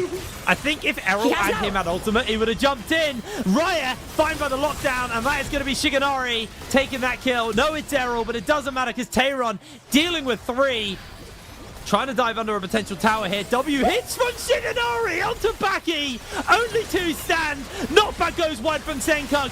Tayron is going to get caught, but the tower shots will not finish him up today. Vayu can't find the damage. Wave collapses in. And Verdant, they're just playing this game by the book. Every tower down, every objective down. Vayu will fall. Verdant, they don't need this tower. They can close the game out right here, right now. They've been playing with the foot for quite some time already, but now it is time for final dessert that Snilla will probably be a part of.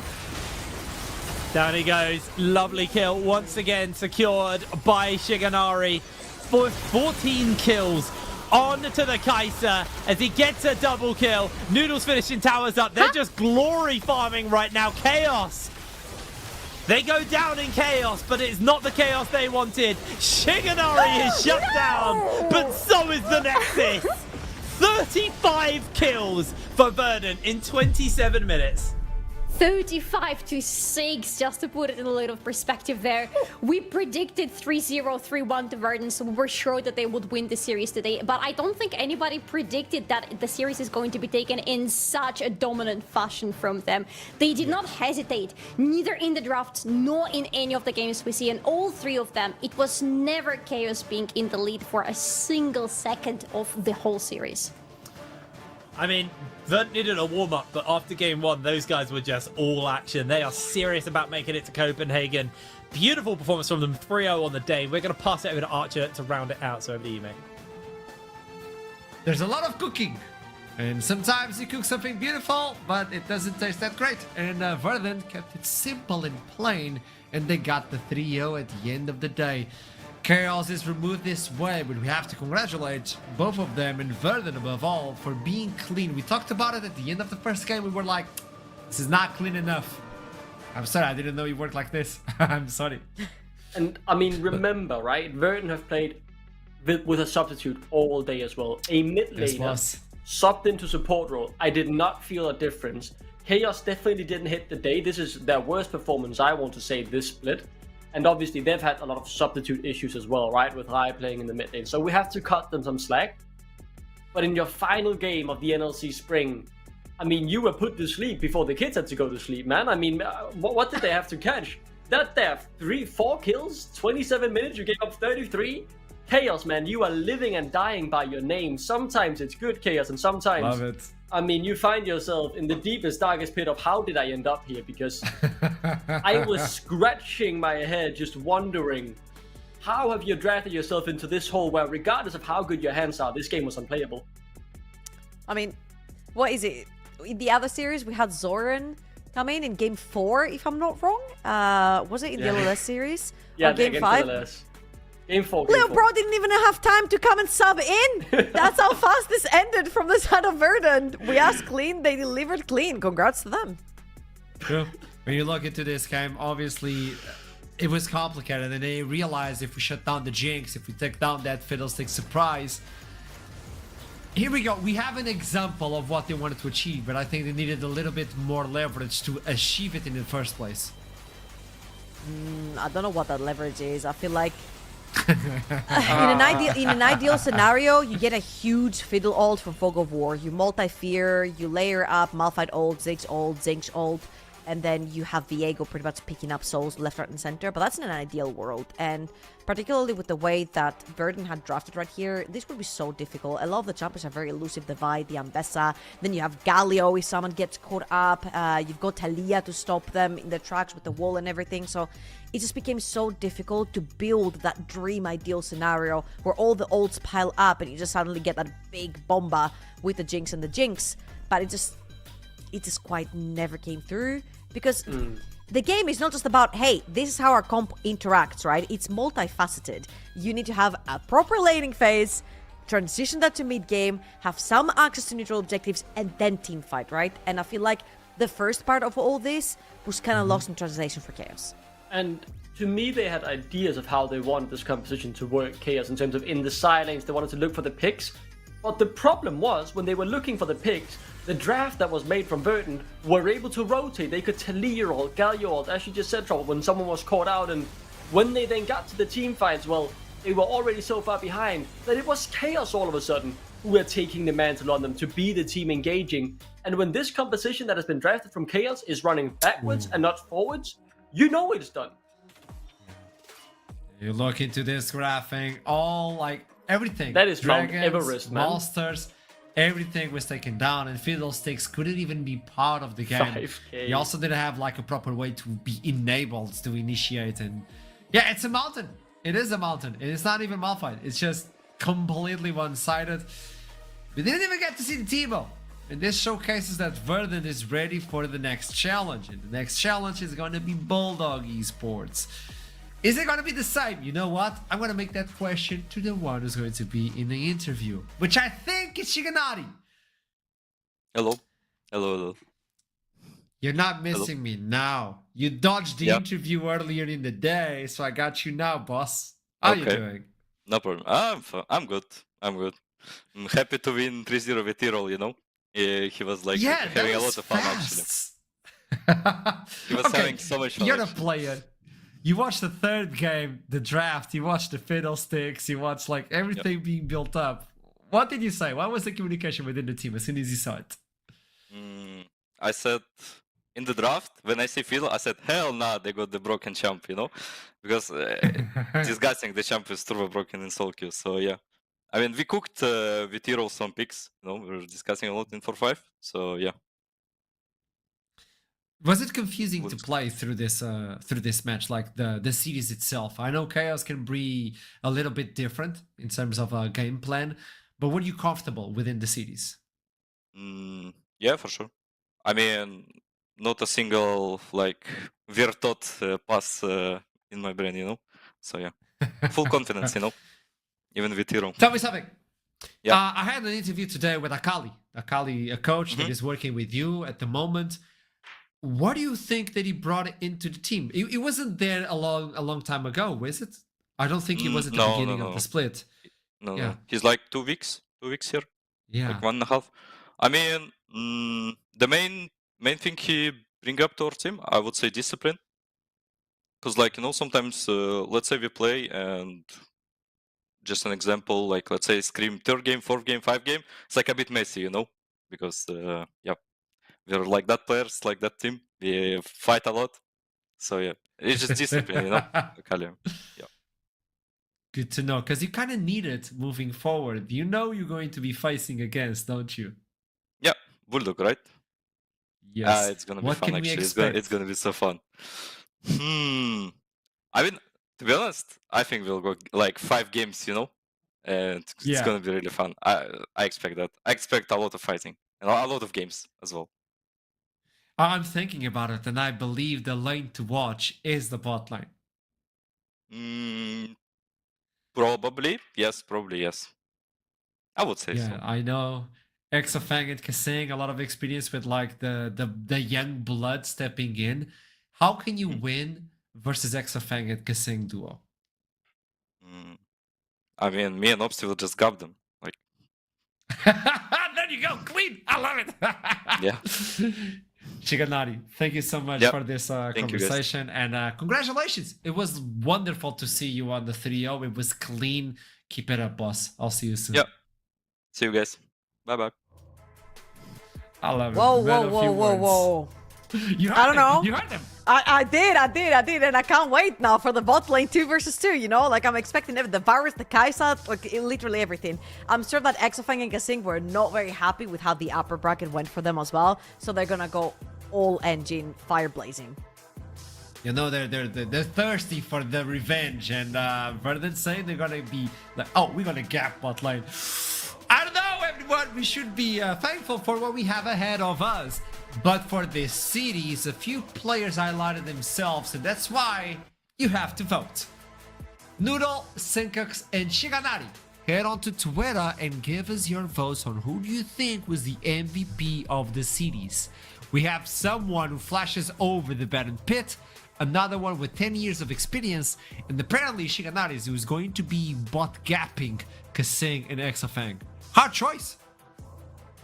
Hard choice. I mean, all good and right candidates I think we've gotten here. It was a great day for Verdant overall, right? So essentially all 5 players could go on the list. I want to give a special little shout out to my former player who role swapped to support today. I thought he did a good job under the circumstance, but it is fair that he didn't end up because those 3 on the player of the series, well, they were masterful in that game. Could you say he role swapped? But that is horrible comedy. And let's move on because I don't even want to comment on that anymore. Well, Thank Hey, you, it Sean. matches the draft. Sorry, not sorry. Imagine they're going to be playing versus Bulldog, and let's show you the schedule because that's not the only game moving forward. Tomorrow it's gonna be Los Ratones versus Venom Crest. It's gonna be the Rats versus the Snake. On the Wild, this match can go both sides, and keep in mind, whoever loses tomorrow is out. This is EMEA Masters winners of Winter Split. Yeah, we won, by the way. LR. They could be kicked out. I'm not saying it's gonna happen. I'm just saying it's a possibility. I'm looking at the bracket and I'm not sure who was on the interview for Venom Crest, but Venom Crest said, hey, we lost 0-2 to Nord, who technically beat Los Ratones 2-0, right? So if Nord can beat them and they beat us, we're technically even with Los Ratones, or at least have a possibility to. And honestly, Venom Crest is a team that really also likes fist fighting. And if Los Ratones maybe get caught up in the whole shenanigans of that early game, maybe we could have a series tomorrow. Yeah, I love that phrase. Yeah, tell me. I am big on Venom Crest. I still think Los Ratones undoubtedly the favorites to not just win this, but go to Copenhagen from the lower bracket. But the big issue I've had with the beautiful 5 Danish roster of Venom Crest was all their players had really good floors and are all good players for this league, but they had not been able to put it together. We saw it in game 1 in the last series they played. They built a laning phase lead, and when we came to the mid game, where their control around the map fell apart and they lost. They cleaned that up throughout the series and genuinely looked really good in the final 3 games they won. So my confidence in them is actually brewing a little bit. Now it's not just 5 good players, but it's 5 good players who have united to become one good team. You know what's even better than that? They're all Danish, so even if they don't qualify, they can go into Leagues Disrupt, just like in you. That can help. Follow the QR code to get the last tickets available for Leagues Disrupt. This is a show where we have so many things. We have invitation from people you have no idea they're going to be playing. There's a concert, there's a show, there's everything. I don't know if you know, but Duckling will have his own kitchen within the venue where he's going to be making cinnamon rolls. I'm sorry. And What are breakfast the thank you. allegations? Thank I'm you so not much, just gonna Duckling, be- for confirming that. This is your crazy. new background as well, because you're having, like, you're studying to make the best cinnamon rolls. Thank you so much for stepping in. Yeah, exactly. I feel like at this Confirm point it. you've promised me to do the craziest thing in Frederiksberg Copenhagen. It's like I'm gonna be, you know, I don't even know. I have 5 different roles all of a sudden I need to cover. I need to make cinnamon rolls. I need to do this and this. I mean, man, you've promised You know enough what? Danish pride. That's I'm the just only a promise big I can fan give. because I know once back in the day you won the NLC. You were one of the winners, and all you had to do That's was true. actually give waters to the players. So I'm trying to make you give something more. Food. I'm giving you an opportunity to also get so the last I've words been of the promoted from stream. Waterboy, NLC Waterboy champion, promoted to cinnamon roll creating champion at the NLC finals in Copenhagen. What a day, Look ladies at and you gentlemen, go, here for boss. Duckling. Final words of the day, Duckling. I don't know, man. Buy your tickets. I'll see y'all in Copenhagen. Wow, that was the fastest thing he's ever said. Go, In his go, life. go. It was In his great. Rats, tune in tomorrow. Los Ratones is playing. There you go. And from my point of view, thank you so much for tuning in. You have no idea how it is to talk with Duckling. Even when he was born, the doctor was like, "Are you alive?" I was like, "The thing is, doctor, I'm from Denmark, and we're here." Like, he started yapping. With this in mind, we love you very much. We see you tomorrow at the same time. LR versus Verdant. I have no idea who's gonna win, but you're gonna win, and we as well, because we're gonna have you as a viewer. It's not the same without you. And until then, keep climbing. I'll see you. Hey, Duckling, what's happening with you, bro?